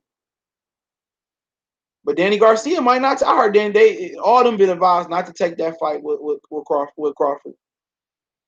That's why they went around Al Heyman back and tried to get in touch with Angel Garcia. They probably called Al about that fight. And Al is not sending his welterweights that way. But it is what it is. Joe Joyce is definitely a bum. Come on, man. Joe Joyce. He said Joe Joyce moves in slow motion. What that got to do with it? Don't mean you a fucking bum. Then what that make Brian Jennings? I ain't hear nobody else say shit about Brian Jennings. Then what that make Brian Jennings? He said Joe Joyce will get stopped by any top 10 heavyweight. Oh, he ain't getting stopped by Dillian White. I put bread on that. I put the bread on that. I put the bread on it. He ain't getting stopped by Dillian White. I put the bread on it, bro. I ain't saying the nigga gonna win, but Dillian White ain't stopping no Joe Joyce. Not right now. Puev ain't stopping him. Dominic Brazil, he comatose. He done.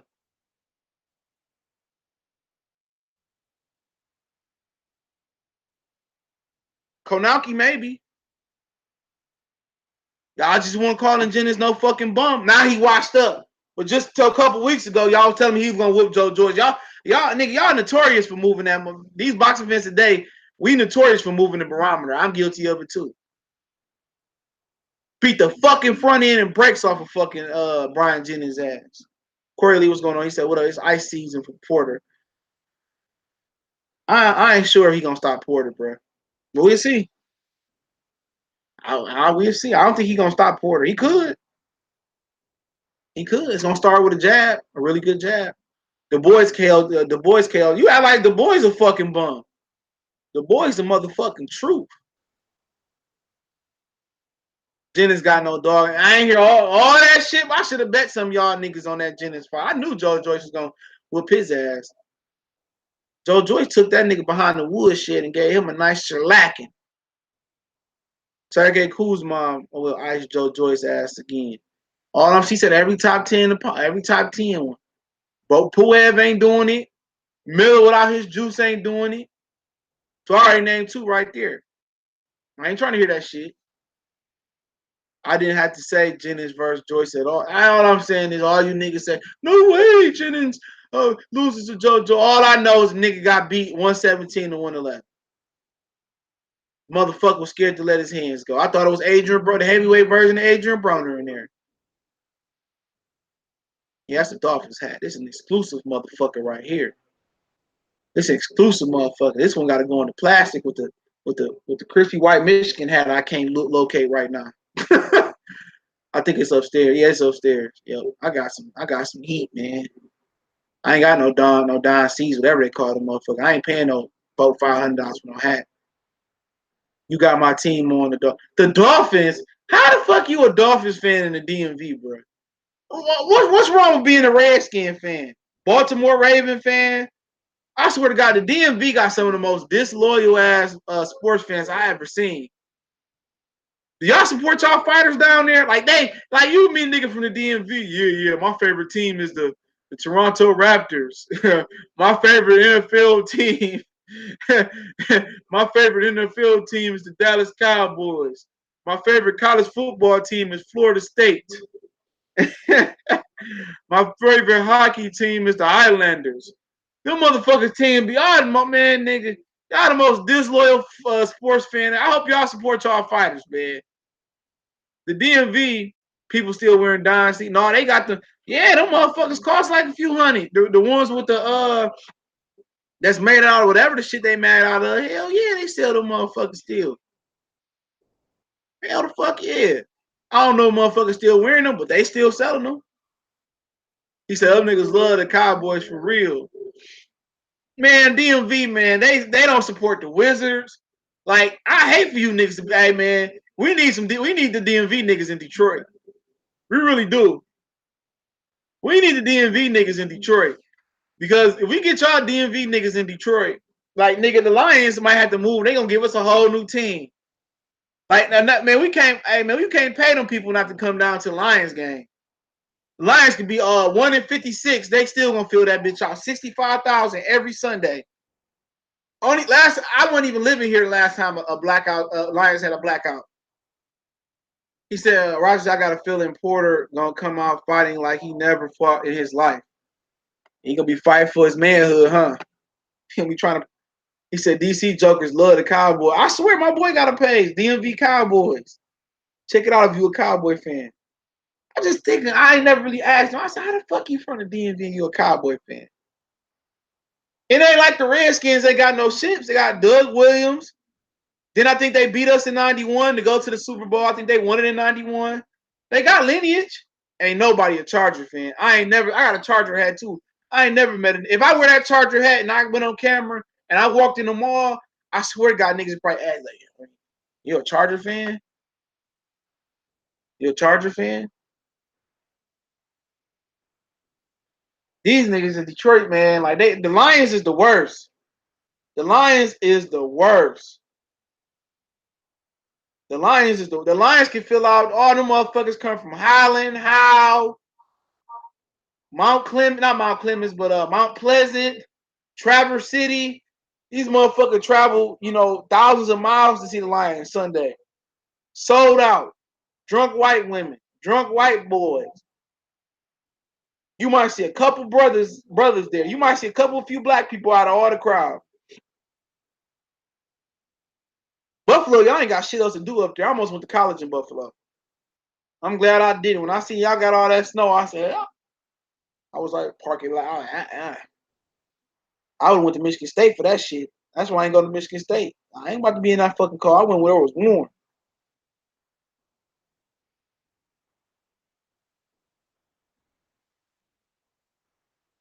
He said, Spence Junior 115, 113 versus Spence Porter. I think it's gonna be a good fight. Why don't Detroit niggas don't crank Eminem? Oh, same reason you don't crank Eminem. You might crank Eminem. I ain't never hopped in a nigga car. He played Eminem. Never. Even when my niggas had cars when I was a teenager, when I got a car, ain't nobody say put on Eminem. It was Gucci Man, Wilt Chamberlain album, Jury Selection, Trapper Die, Hopping Nigga Cut, My Cousin Crown Big, Trapper Die, 101. I really ain't never hopped in a nigga car and put no Wayne. I never hopped in my car and put no Wayne on. Swear to God. For real, like, well, I ain't never, when I was younger, I ain't like Lil Wayne. He ain't talk about shit. Lions fans from Kalamazoo. Hell, y'all just in Kalamazoo like a month or two ago. They don't support him, man. We support the real. We got street legends, man. Royce the 5'9", yeah, we straight. I don't, I listen to Royce, Layers, and all that shit. Royce dope, but he ain't no legend. He ain't no street legend. Like we really got like nigga like street legends, nigga like real street legends. Like fuck the rap shit, nigga. We go back to legendary Hitman. You got legendary Maserati Rick. He managed Sugar Ray, Tommy Hearns. I think he knew Sugar Ray Leonard. You got just that whole movement, just a whole bunch of street shit, bro. If you go up to Flint, then you got MC Breed, and you got different dudes, but yeah, I'm a Lion fan. I ain't got no other choice. I used to go down there all the time, but not no more. Not no more. I'm probably gonna go down there for maybe the Charger game. I'm definitely gonna go to the Kansas City game and maybe the Dallas Cowboy game. Nah, I be going to Brian Rubber and Pontiac. Nah, that's where they be having the rap battles at. I ain't been in Pontiac since like 2 years. I ain't been Pontiac. I don't really go to Pontiac like that.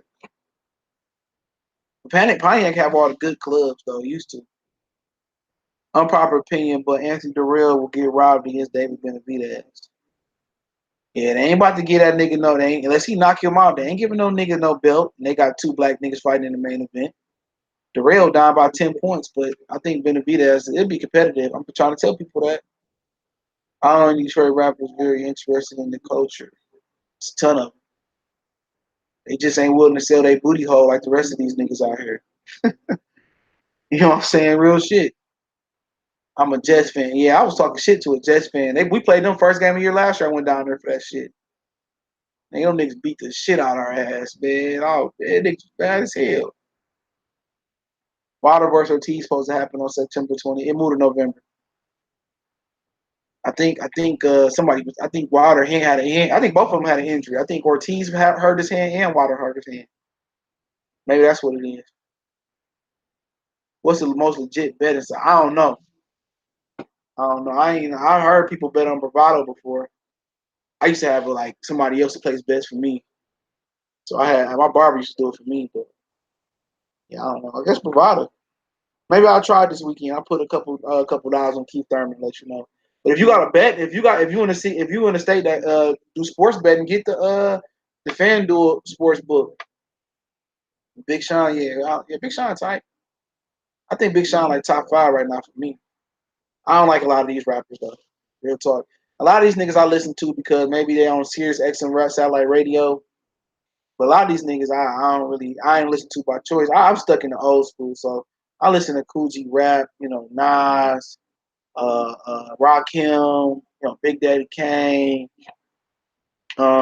Jay, Big, Pop, obviously, Tribe, Big Outkast, my favorite rap group. So I'm always backing Outkast. So I'm kind of stuck in there. Jada Kiss, The Lox. Um, who else you got? Jeezy, Gucci, Tip, Ross, Ludacris. I'm still stuck in that kind of era, but I do listen to some of the other shit. I listen to Offset, Clout. That shit dope. That shit. Him and Cardi B killed that shit. I do like Quavo, Stripper Bowl. That's dope. Who else you got? I do like some of the shit they got out right now. Polo G. We pop up at your party. We in the game. I like that song. I ain't like Baby and Gunner voice. I like the Baby. I like the Baby. The Baby used to play rugby. I heard. Uh, who else we got out there? I like the Baby. Uh, other than that, I just be listening to Kendrick, Cole, The Game, his older stuff. 40, E40, Too Short, Spice One. I'm still stuck in that era. I like ASAP Ferg. Oh yeah, I be in the Clips. I always listen to the Clips. I like Pusha T. Uh, I had the album Daytona. It got erased off my phone. I got to re-download it. Daytona and Championships last year was my two favorite albums that came out. And Nipsey Victory Lap. It was tight. I like that, but. Um, Daytona and championships, the Meek Mill, yeah, Sugar Free. Yeah, I listen to a little bit of Sugar Free. Dave East, I heard a little bit of his music. Yeah, I heard a little bit of his music. I ain't a huge fan. Big Crit, I like Big Crit. Yeah, I've been listening to Big Crit since I was listening to the Joker. My name is the Joker, habitual smoker. Yeah, I remember the Big Crit from back in them days, man. 09, 08. Cause I lived down that way, man. I used to go to Jackson, Mississippi sometime. That bitch they shut down that shit like 2 in the morning the whole time. Jackson, Atlanta, uh, through Georgia, Mobile, Bessemer, Selma, Birmingham, niggas, Tuscaloosa, Prattville, all through the South. Currency, yeah. I've been working the currency for a while, bro. Yeah. Address is him in Staley. Yep. J. Cole, yeah, he alright. He alright. He alright. I really ain't no big J. Cole fan. He don't really switch it up for me. Sometimes you need that energy. You know what I'm saying? And if I'm in like a mellow mood, I play J. Cole. Sorry for whatever the fuck that shit is. And then the Forbidden One, Sideline Story, Friday Night Lights. He got some good shit, but I don't really consider I don't really consider him. I don't think he got a classic album, but that's my opinion. But Kendrick first two was definitely Five Mics, like platinum. The first his two studio albums, Good City, Mad Kid, and at first I didn't like the Pimp a Butterfly, and then I got sucked in by just a lot of jazz samples. I used to be a musician, so I love that album. And the Messages had 50 Cent, Get Rich or Die Trying, Get Rich or Die Trying, the soundtrack, the Power of a Dollar that got him shot, the Ghetto Quran, I think was on that one. 50 Cent, Lloyd Banks, Hunger for More. It's a lot of albums I like that I think. Sorry for Your Eyes is not a classic. No, it's not a classic. It was a good. You see the neighbors think I'm selling dope and folding clothes on it. It was tight. It ain't a classic. But it's my opinion. You know what I'm saying? People get mad, but y'all say certain shit a classic, and I say it ain't. Like a lot of shit this era. Only classical rap albums I say this era since 2010 is the two Cole albums I heard. Maybe I'm missing a few, but them the only two I consider a classic. That's it. Only two I consider a classic. Forest Hill Drive was that was dope, but like Take Care was a really good album for Drake, but I don't consider it a classic. They got my favorite Drake song on there, Lord Knows. Y'all like to Jeezy, nigga. I'm a Jeezy fanatic, nigga. Like 102 was my favorite one. 102 was so dope. Like it's underrated. Don Cannon had a few hits on there. Mr. 17.5 and Hypnotized. Man, if you got a car, you don't even necessarily gotta have a bang. But play Hypnotized. Class in sessions. When I talk, they listen. hold on, hold on. Jesus.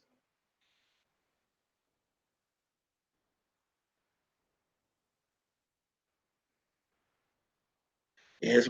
But yeah, no, Kendrick got two easy. Kendrick got two easy. The first two is easily classic. And then people consider his section 1-on-1, whatever, people consider that a classic. Kendrick got two easy. To Pimp a Butterfly easily on second on my when I think I listened to that album 5 times over. And probably about the fourth and fifth time I was like, yeah, that's a classic. That's a classic. But a lot of that shit, if you say Sorry for a Wedding classic, to Pimp a Butterfly is by far better than that shit. By far. Jeezy was a better overall artist than Gucci Mane. Gucci Mane, he locked up the mixtape game for sure.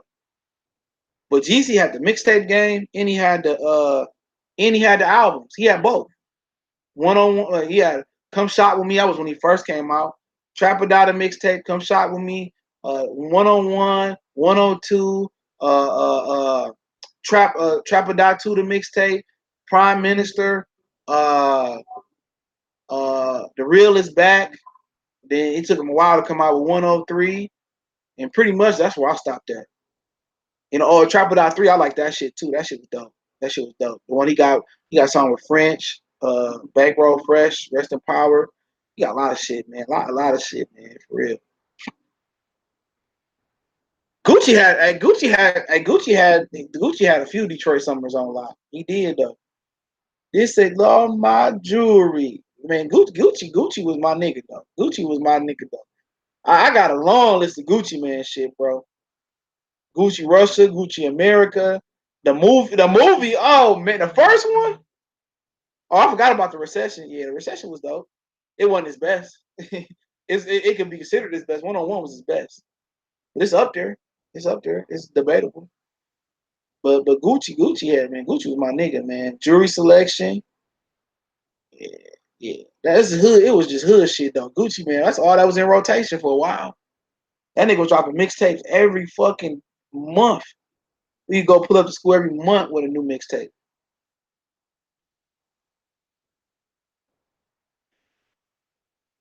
Yeah, he put Dolph on. Yup, he put Dolph on.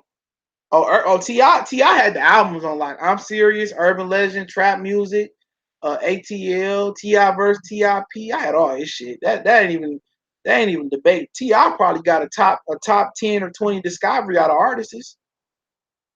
I don't think a lot of people realize how important Ti and Jeezy was to the game. Because a lot of motherfuckers get one album and done. And remember, Jeezy had clout because he was nigga in the street that was doing it. He was running with Big Meech and them, and so was Fabulous. So was Fabulous. Ti is lame. If he gonna fight for his wife, I mean, if you consider what he doing with his life, but about his wife, but his music was dope.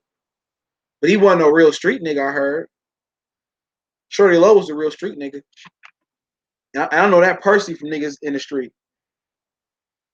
Personally from niggas in the street. Shorty Low was fucking with niggas for real in the street. Paper Trail, yeah, that was a classic. Yeah, what's up? What's happening? Oh, that's when the Challenger first came out. I was staying in Montgomery. It was one nigga in Montgomery. I guess he had to be dealing. And he had an orange Challenger, just like Ti had in this video. That nigga pull up to the club with the orange Challenger on. There was another nigga with a bubble Caprice with the lemon drop, the lemon drop candy box and shit. He had the horns on the bottom of that shit. That shit was dope.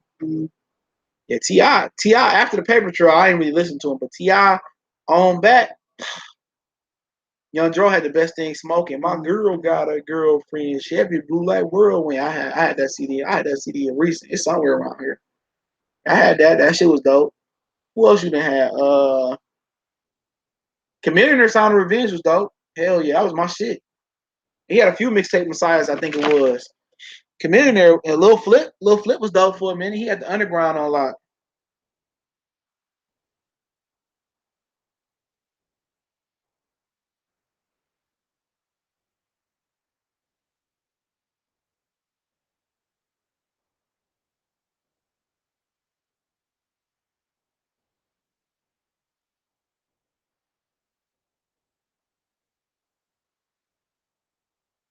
But he said Juru I don't even know who that is. The sun rises and he's what up, Curtis Anderson. Most definitely so. Rick Ross still probably. He got an album coming out. He got an album coming out with Port of Miami too. He gonna do that. Smith and Wesson, The Shining. Yeah, I heard about Smith and Wesson. What's the other? Is them two niggas that sound like MOP? I think it's the two niggas that sound like MOP. What's the two niggas that is them? That is them. Do or Die. If you want to ride in the backseat of the Cadillac and chop it up with Do or Die.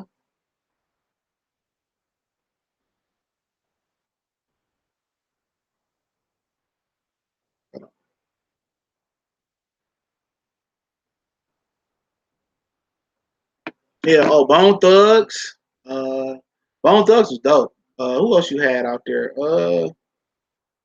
Trick Daddy. I think Trick Daddy go. You get Officer Ricky B. I'm about to Port of Miami too. I bought the Port of Miami one. I bought a few Ross albums. I bought a Future album before. Dirty Sprite too. Oh, that shit was hard. He said no, they down with Black Moon. Oh, Black Moon. What's the other two niggas that's the other two niggas that's with Eminem? What's them niggas' name? Cause they sound like MOP, but they become. I used to like MOP. I used to like they be on they was on Positive K had them on Rock the Bells radio. I always got that.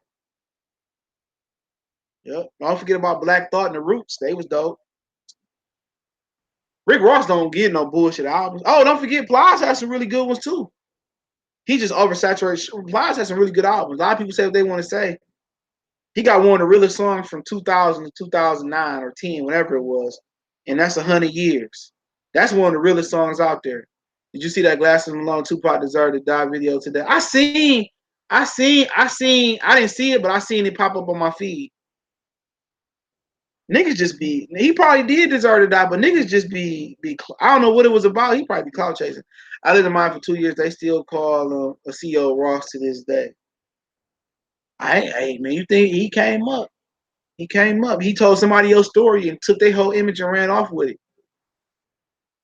He took their whole image and ran off with it. That shit crazy, but it's music, crap. I'm gonna go check that out. Anything with DJ Premier, I'm down. I remember DJ Premier in it was Guru. He passed away 10 years ago now. Danny Brown. I heard about Danny Brown, but I don't listen to 42 Doug, whatever that. I ain't never heard of that nigga music. He was Yo Gotti. The only niggas that I listen to in Detroit is a select few. I listen to Sada Baby, some of his shit, but mainly Payroll, Icewear, Vezo, Kid, and Peasy. Them the only ones I listen to. You know, I give a Detroit artist a try. You know, like Cash Doll, she's straight. We went to school together. Yeah, I went to school with her, high school. She's straight. I always support her because she was cool as fuck. I ain't never had a problem with her. It was a lot of. I went to out of all the school I went to, there's a hood school I went to in high school. I went to a hood high school, but it's funny, man. Like I don't understand. Like it ain't even no point of fucking with hood rats though, man. Real talk. And I'm not saying every girl I went to that school was a hood rat, but ain't no point. All these bitches think they bougie and they high maintenance shit. All these hoes fucking for money. That's it. That's just what it boiled down to. They all fucking for the same thing. In the suburban little high class chicks, they'd be easier to hit anyway. Silk the Shocker, oh, it ain't. He was in there. I got to hook up too. No, I ain't go to King. I dated a chick that went to King. Yeah, we dated for like what 2 years. She moved up. Everybody remember Smooth the Hustler, Trick of the Gambler. Dog, baby, that. Rick Ross really beat 50 Cent though. Yeah, he really beat 50. What he tell that what he tell that nigga B Deal? He said burn the house down. You left this. What do you say? You burned the house down, left the gas tan. Now you gotta buy another stupid motherfucker. Rick Ross. They had. Hey, them niggas from New York had to get Rick Ross to defeat 50 Cent because Rick Ross beat 50 Cent, and then beat him in court, took his money, and Ross beat the nigga on wax. Nicki Minaj for sure. Nicki Minaj had the biggest flop. She was canceling concerts. He wasn't selling out. Definitely her. Cool man said, man, Rick Ross really did. They really had to go. They really had to go down south to get Ross to be 50. He handled that nigga too, low key. Mafia music had me rolling, nigga. That nigga was talking cash shit on that bitch though. That nigga was talking cash. He was talking to 50 like nigga. Then he went at Bird. He was the first nigga to go at Birdman. Him and Pusha. Yeah, that Mafia music song. The video kind of with the song. Pusha, one of my favorite. Man, the clip's always been one of my favorite. Just that whole Virginia, that little Virginia vibe. Even though they was originally from New York, but they moved to Virginia as kids.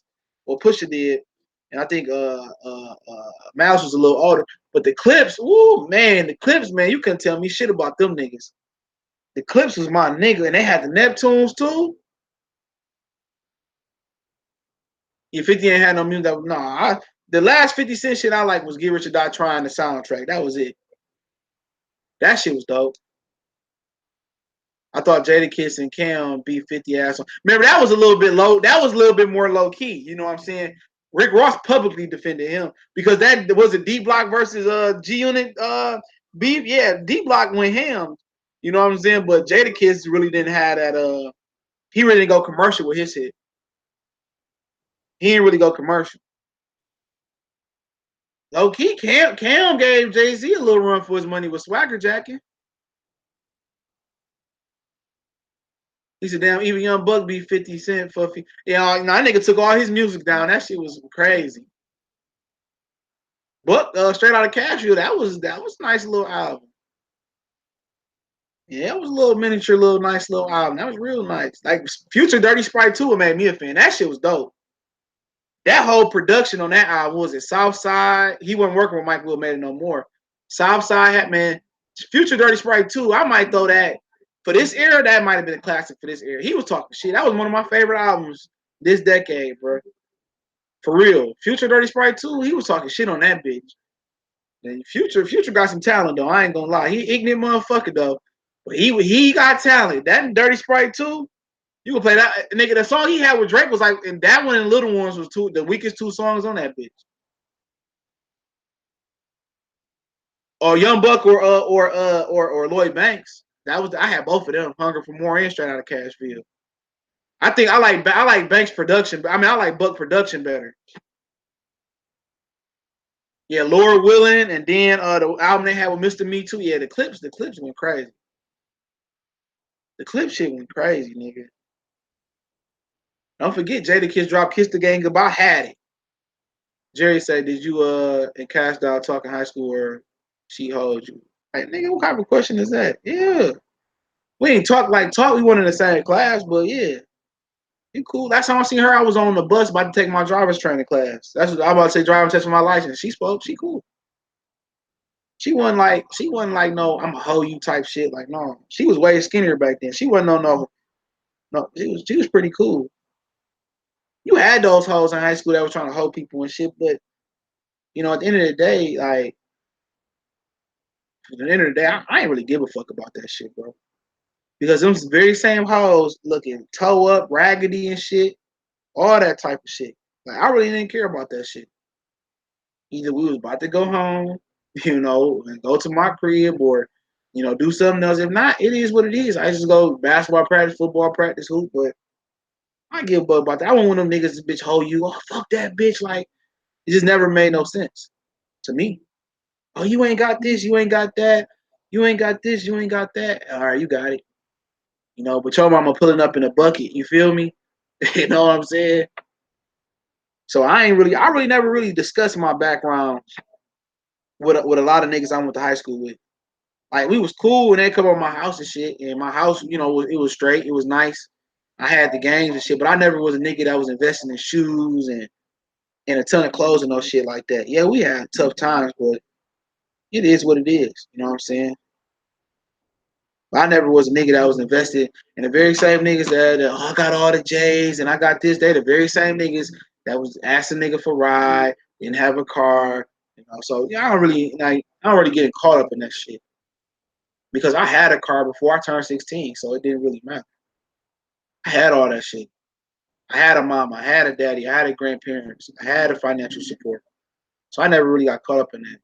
He said Future got a great mixtape lead. Yeah, he do. Yeah. Future Hendrix. Yeah, I'm about. Your hoes hold you. Hey, hoes always gonna hold you. Shit. Ain't nobody really ain't nobody ever 20 for 20. You know what I'm saying? But I wasn't an 0 for 20 nigga for sure, for sure. I wasn't no 0 for 20 nigga. But man, when I switched high school, yeah, oh man, that was different because then I started driving. It was different then. But yeah, I ain't gonna sit in front like, oh, I got all the hoes. Like, no, like shit. Certain chick, 9 times out of 10, these young bitches stupid. You know what I'm saying? Now bitches wanna run up to you like, oh, I remember you from high school. Nah, bitch, back up. Niggas got fights in high school. I done lost fights. I done won fights. I done got a gun pulled out at me. I done all types of shit. Nigga, I done been through all. I ain't gonna never fake the funk. It is what it is. I look back and laugh at the shit now. I do. I look back and laugh at it now like shit. We all make stupid decisions. I had niggas that toted guns and took their guns in the bushes in school. I had niggas that sold drugs and niggas that hit licks and shit. You look at it now and you be like, damn, I was stupid as fuck. I'd have been in the car with 5 niggas driving. This after we graduated.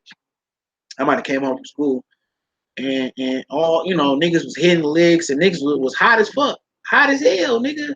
I remember they took this one nigga car. He let them borrow their car. They took it to the gas station. I guess they did something to a girl, and they had the windows down. He pulled up to the gas station and he got his car back, pulled up to the gas station and had his windows up. And the girl was like, yeah, that's the car that bluesy blah. He was like, no, I ain't do that shit, blah, blah, blah. And she was like, I guess the girl was on the phone. He was like, did the nigga have 10 on his car? She said, no, I don't think he had 10. And just because he had 10, they ain't capped that nigga. That shit crazy. Nigga had a good job and everything. And that's just how you could be guilty by association and shit. I went to school with Nisha. Well, Nisha Nashay, is that her name? Why do the worst our age not fuck with her? Where's our age don't fuck with her? They fuck with older dudes when they get played. Oh, yeah, it was a ton of girls that dated up in high school. They did was a ton of girls that dated grown men. That dated grown men. I remember my guy lived across the street from me. He ain't my guy no more. But his sister, his dad used to think his sister was a shining star and shit. And he found out she missed like 60, 70, or 100 days of school. This shit was like, maybe when the weather was about like April. And it was turned out that a nigga was just picking her up, killing her shit. Grown ass nigga. But they, females, I'm gonna tell you this about females, and I don't even want to talk about females. This is the last time I'm gonna talk about it. I don't even want to talk about females, man. But females always want somebody to take care of them. That's just what it's about. Females want them, Omar Smith Salute. They want somebody to take care of them. No matter if you 16, 20, 30, 40. It's about spending your money. It's about you being a financial security. That's what it's about. Now you get some special ones out there that'll build with you. You know what I'm saying? That'll build with you and financially responsible or listening to the financial literacy that you get them. Because as a man, financial literacy is different. As a woman is always gonna get help, especially if they got a baby. The shelter, the women's, whatever they call it, the DHS, it's always programs for women. Always. It's very, very few programs for men. Ain't no Section 8 for men. Bitch can be paying $8 on rent and be balling like a motherfucker. You know what I'm saying? Us, we learn from a hard age. We might get kicked out the house or, we might have to get a job early and hustle early. So we paying bills. So by the time we hit 25 or at least 30, we know how to put that money away. Bam, bam, all right. We know rainy days gonna come. For females, they always looking for even females that's in Hollywood. You don't see, and I was gonna do this on the Patreon. I'm gonna start to he said, why they pull a gun on you? That's a long story. I'll tell you in a second. Even females that got it like Rihanna. Rihanna got $1 billion boyfriend. Females don't they don't fuck with, usually don't mess with niggas that got less than them. Now you always exceptions to the rule. Females don't get niggas that's broker than them, especially women, even women with real money. Well, women what Rihanna worth what 600 million, 650. You think she gonna have a $600 million nigga? At worst, she gonna have a $651 million nigga. At worst, she got $1 billion dude. Serena, $1 billion dude. A boy, a man, appreciate the super chat, Jerry. I'm gonna get to it. A boy, a man, or whatever, he'll get a $10 a chick with a $10 net worth on Instagram pregnant and make the bitch a billionaire. Like females really do move smarter than men. But a female always want to have, especially females that didn't have a daddy. Those are the fucking worst. Females that didn't have a daddy in their life are the fucking worst. Females with daddy issues are the fucking worst because they don't know how a man supposed to treat them. And they're always looking for that father figure to fill that void in their life. Females that didn't have a man in their house, usually, and this exception to the rules, they don't know how they supposed to be treated. Their mama probably had a nigga in and out beating her ass or treating her bow, or he had a nigga in there, or if they mama took care of their daddy, and they don't know how they how they want to be treated. They don't know how to accept you opening the car door, or you being nice, and they look at you as a sucker nigga as a come up. This shit deep. That's about to go on Patreon when I get some time. But I got a gun pulled on me, man. Long story short, we at school, and that's why I went to school with Cash on the hood. We at school, and my niggas start fighting up the street. I'm joking around and shit. I think we about to go to my boy house and play Madden. That's what we was playing, Madden or 2K or some shit. We go to his house every day. Either one of my boy house. We might was going to hoop at my boy house this day. It was a good day. And then one of my boys stayed on Howard in Dexter. My other nigga stayed on Northwestern in Dexter. So I used to go to either one of their houses, or we used to go in their house either hoop or then go to my boy house and play the video game. And then probably about 9 o'clock, since it wasn't a season, it was an off season. We play pickup football, play with the neighborhood kids, or we just 9, 10 o'clock. Then I go back to the crib. Me and a few of my niggas, we lived on Finkel Avenue. So we'd take that Dexter bus to Finkel, and then we take the Finkel. We all pretty much lived in the Hubble Schaefer area, Myers area. So then we go home. But long story short, we usually walk to the crib. This time they fighting up the street, some Vinewood niggas, and they fighting and they beating the shit out these niggas and shit. And pretty much I ran down there. It was over with. So the truancy officer started chasing niggas and shit. So I just started running because they was running. So my one nigga, he got tired. This nigga skinnier than me. I said, how you get tired? And they got tired and shit. My other niggas, they went the other way. So we ran, and I think we went back to get the other nigga. We went back to get him because we didn't know what they was gonna do to that nigga. But he got picked up by the truancy officer and shit. So then when we was coming back over the bridge, they came back. Nigga had like a shotgun or sawed off, whatever the fuck he had in his pants. Another nigga had a pistol, and these was the fairest niggas I ever seen in my life. They was just told my mans they wanted my mans to fight one of their mans. All right, so they circled the nigga and shit.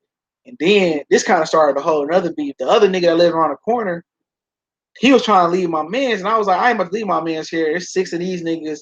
I said, we gonna get jumped. We all gonna get jumped. So them niggas tried to run off of shit. So that started a beef with them niggas. Some other shit happened with them niggas, but that started a beef. And he beat my man's ass. They pretty much shook hands and shit. But he wasn't looking for us. They was fighting over a chick. These niggas was fighting over a chick. A raggedy ass, little skinny chick. And then, I don't know if her sister was involved in this shit. Her sister, she used to have acne and shit. But she looked tight as hell on social media. But everybody looked good on social media. But I don't know if that's fighting over her. But that's fighting over a chick. And he talked to my girl, some shit like that. So then my mans and them, they came up Grand Boulevard. So they came around off Boulevard and Grand River and Dexter, Grand Boulevard and Grand River and the Boulevard, they all intersect. So they came around, so we found them. And when they came around the corner. For some reason, the niggas that we just fought, we all walking towards Dexter. We walking over the bridge. So we walking over the bridge. Somehow we didn't walked off, or them niggas came around. They was looking for the one of the other niggas for whatever reason. It was over the 2 girls, the sisters, whatever. So the other niggas said, we looking for y'all. So they found us. I said, yeah. Yeah, we good. We just fought the niggas. Then they said, there go that nigga right there. So the nigga in the middle of Grand River, right where that tabernacle church at, the nigga pulls the thing out that nigga pants. Then they pull that bitch out and try to cock that bitch. My nigga I forgot who was with. It was another nigga with my nigga. I can't remember who it was. So they took off to the church and shit. This is the crazy shit right here. This is when I started questioning churches. They took off to the church. So the security guard tried to lock the door. She tried to pull it up. He like, my man's, he just telling me what's happening. So we walk, we see a nigga chasing a nigga with a gun. Ain't shit we can do. So they get to the church. He told me like, let me in. They trying to shoot us. She was like, nope. So the nigga basically snatched the door open before she locked it, pushed the security guard down and locked the door in. And then them niggas, like the police started coming. I don't know if the police came because of that shit, but them niggas, I don't know what happened after that. I just know them niggas put the gun away or they ran back the other way towards their hood. And then my man's, he came out to church. So then we met on Dexter and shit. We all like, all good and shit. And then my man's that left my man's to fight, they was beefing right then and there. It was never, them niggas was never the same no more. They beefing right then and there and shit. So we walked back up Grand River to get our two men. I can't remember, it was my one man's and there was another nigga. So we walked back up Grand River to McGraw to get them. The principal just suspended niggas and shit. Like, you suspended, you homeschool. And then she skipped over me like, yo, you good. You ain't got to worry about nothing. Because remember, I wasn't fighting. I just ran down there to see what was going on. And, they was whooping ass. But my man's told the principal that I wasn't even in it. So, and then there was one guy, he was like, man, why he ain't get suspended? It made me no difference. I was transferring anyway. So he was, why he get suspended? This some bullshit. And I'm like, and you don't really pick up on shit like that. Like, real talk, like who would be doing some hateful shit like that? Like, you just start to pick when you go back in your memory as an adult and your mama can see your bad friends and shit. I'm not saying the nigga was a bad friend, but you just see a repetitive nature of niggas just doing little hateful shit like that. And I just remember him saying that shit. I ain't paying no attention to that mine. It made me no difference. I was leaving regardless. So, long story short, everybody got homeschool and shit. And I was going to school catching the freight, the bus. And I was walking through the hood and shit. And I had to worry about me getting shot and shit. Then the basketball coach say, why you was the only one not get suspended and shit? It was just a whole bunch of hateful ass shit, bro. But then again, I was a straight A student too. So I didn't have no history. And I got suspended one time. I got into it with the computer teacher or some shit over some bullshit but I was a straight A student. So at the end of the day, they had testing coming up and shit. I had all A's. So it didn't make me no difference though. I wasn't testing no way. I told her, I was like, I looked at the basketball coach. He was a little hating motherfucker too. I'm like, shit, I'm leaving anyway. Suspend me. I got straight A's. What y'all gonna do? That's cool. That's crazy. He said that's why we got to date outside our race. Yeah, man. I mean, like I said, man, it's always what a woman mentality is. Your average woman mentality, especially a chick that knows she look good or she can believe she bad. She always looking for the upper hand. She always looking for a come up.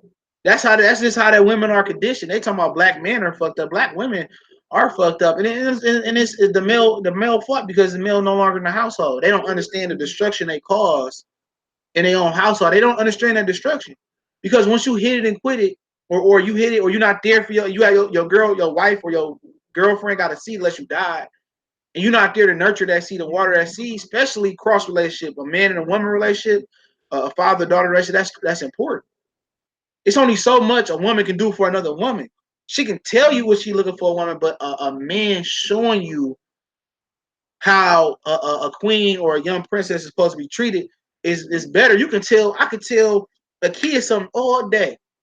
I could tell a kid something, but you know what? Your average kid, it go in one ear, go out the other way.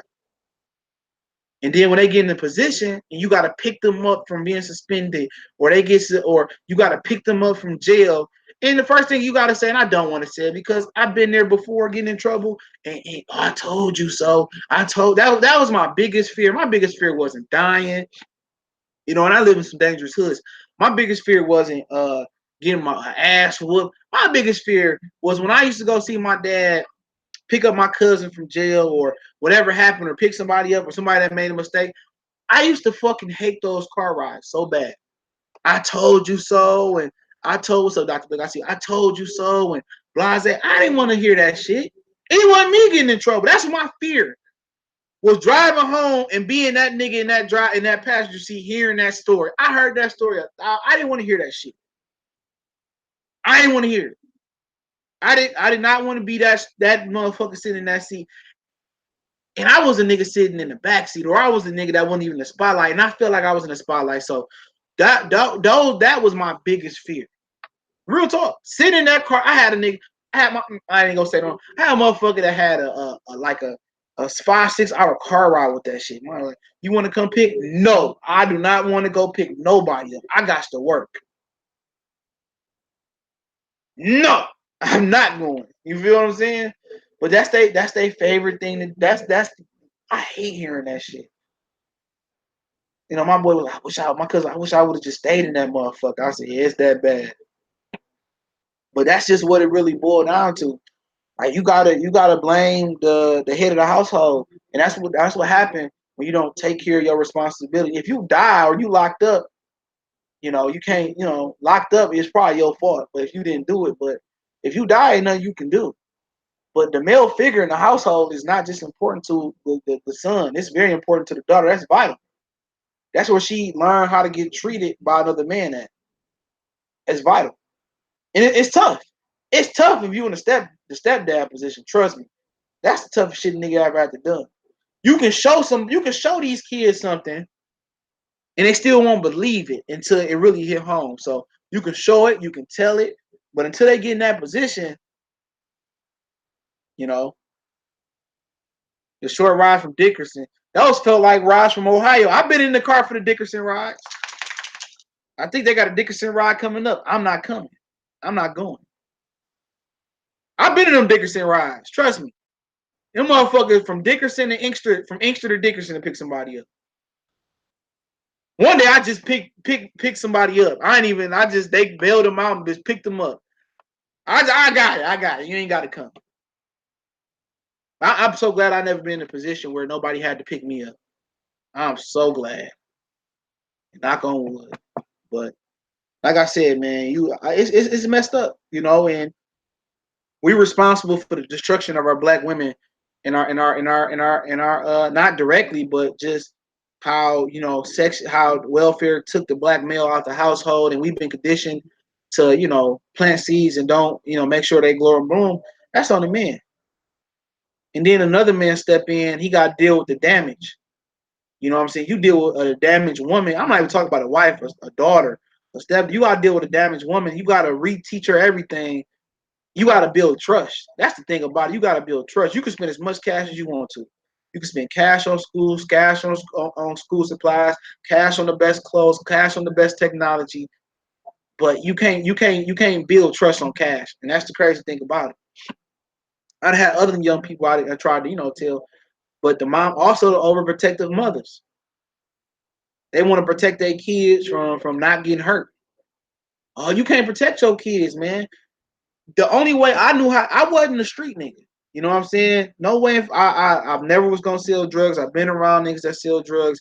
I've been around people that told the pistols and the whole nine. But I never was gonna be a street nigga. Dio Avant, salute. Nick M. I never was gonna be a street nigga. I knew. I just knew what it like. I knew I can kind of always a nigga that had an old. So I already knew what darkness it brought to the family. It wasn't gonna happen. You know, niggas, you want to sell? Nope, don't want to sell shit. You know, but like I said before, man, the way I learned how to move in the street is just being in the streets, being out with my friend, facing adversity, you know, dealing with different shit, walking, catching a bus to them. That's how you learn to move in the street. Now people don't even let their kids walk to the bus stop.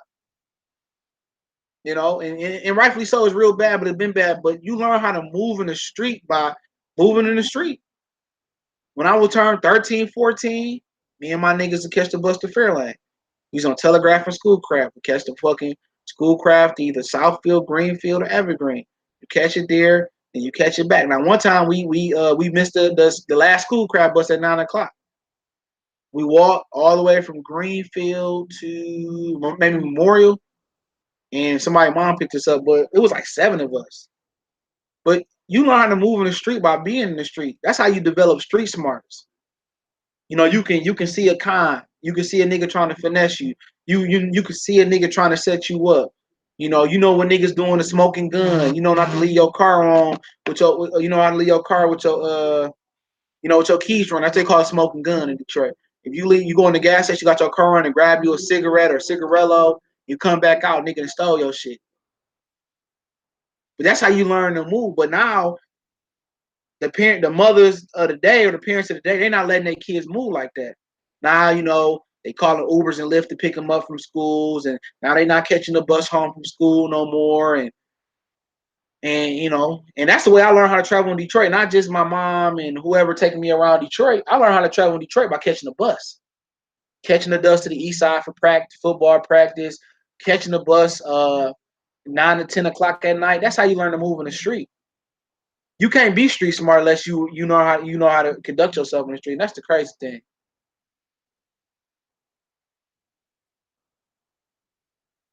He said, "Yeah, and don't let you have a horrible baby mom. Worst thing ever. Glad I don't." Yep, that shit crazy. Yeah, BM, yeah, BM. Y'all be creating that BM shit though.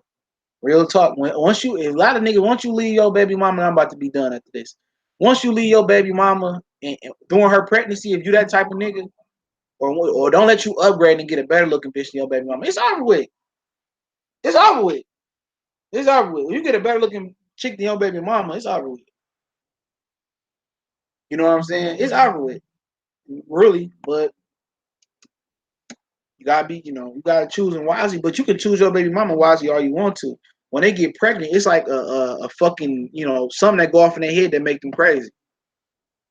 And she just want to slaughter you. She want revenge. Women are, when you hurt a woman for real and she hold on to it and she got spite, she really want to hurt you. She really just want to cripple you. And only time can heal that wound. You can do everything you're trying to do to make her happy. You could give her $1,000,000. Only time gonna heal that wound. Experience and time heal wounds. And then, when the kid 28, then she want to be cool with you again and shit like that.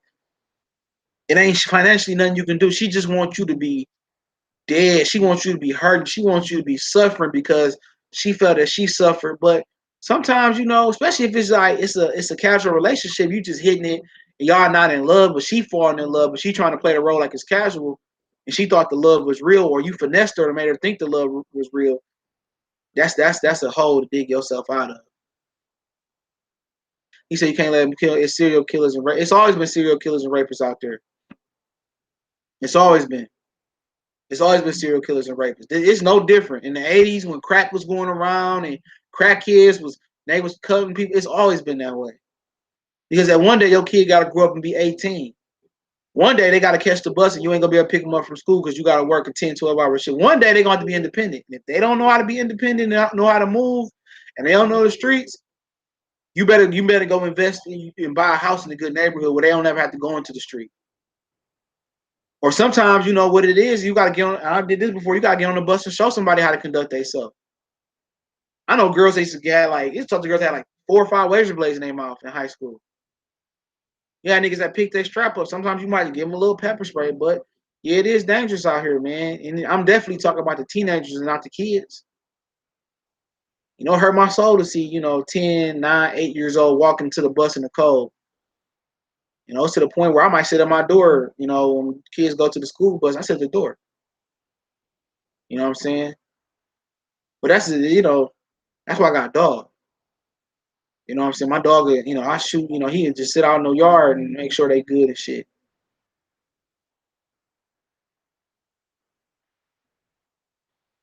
You know, she ain't want to be with me no more. I ain't want my daughter with me. She said, ain't want my daughter with me. Don't want any other woman. Yeah, yeah, yeah. She hurt. But after a while, when them wounds heal, when she calmed down and life humble her ass, she ain't gonna apologize because women don't ever want to apologize and say they wrong. But only time can really heal that wound. That's just basically what it is, man. That's what I noticed. But it is what it is. It's the last one. And it's easier for criminals to get away with shit back then. Now cameras there. Yeah, you know what I'm saying? It is, man. But it's sad, but you definitely got to make sure your kid is of age. He said it's been over 10 years. Nigga, 10 years, that's chump change, nigga. It may be when she 50, 60 years old. I see the shift in just the women of my family. I see the shift. I see the shift. It might be when you about to be casket fresh, nigga. Or it might be when that little girl get in some type of trouble and she needs you to bail her out, or she get in some real nigga trouble, or then she want to be all calm. And the BM game is crazy. You know, the black relationship is crazy. Doing the right thing. I'm gonna just say this before I get off. I just be thinking sometimes doing the right thing, it don't really mean shit. It don't. Sometimes it don't pay off doing the right thing. It don't. You just be doing the right thing, doing the right thing. But you know what? You gotta look at it like I'm breathing another day. I got a roof over my head. You know what I'm saying? I got a car to get me back and forth to work where I need to go. You know, I ain't struggling. I ain't starving. I'm alive. And maybe the help, but it just seemed like the good shit that happened to you, it takes so long to get here. It's short, and when shit really just going normal, it's just like I'm ready for shit to go bad. Like when this shit gonna go bad, and when your mind off the shit, just in a good place, then the shit go bad. It seems like the good times don't never last, and that's the crazy shit about it. It's like always some bullshit. But yeah, let me get out of here, man. You gotta go outside. You ready to go outside? You wanna go up here? Come on, come on. Tell him what's up. Tell him I'm about to raise my daddy, and I'm about to give my daddy some money, right? My nigga ain't losing. Don't you push my shit over. My nigga ain't losing, is you? Tell him I'm faster than my daddy. You way more than that nigga too. But yeah, we out here. Appreciate everybody. Share the video. I probably got one more funny video coming, man. It's real funny, man. Appreciate it. Share it. You want to donate? Just share the video. If you want to make a financial donation, that link's in the description. Also, don't forget to check out our sponsor, the Help Blaze. 100% all natural products. Get 18% off. Use that promo code in the description. Good fellow unboxing. We go.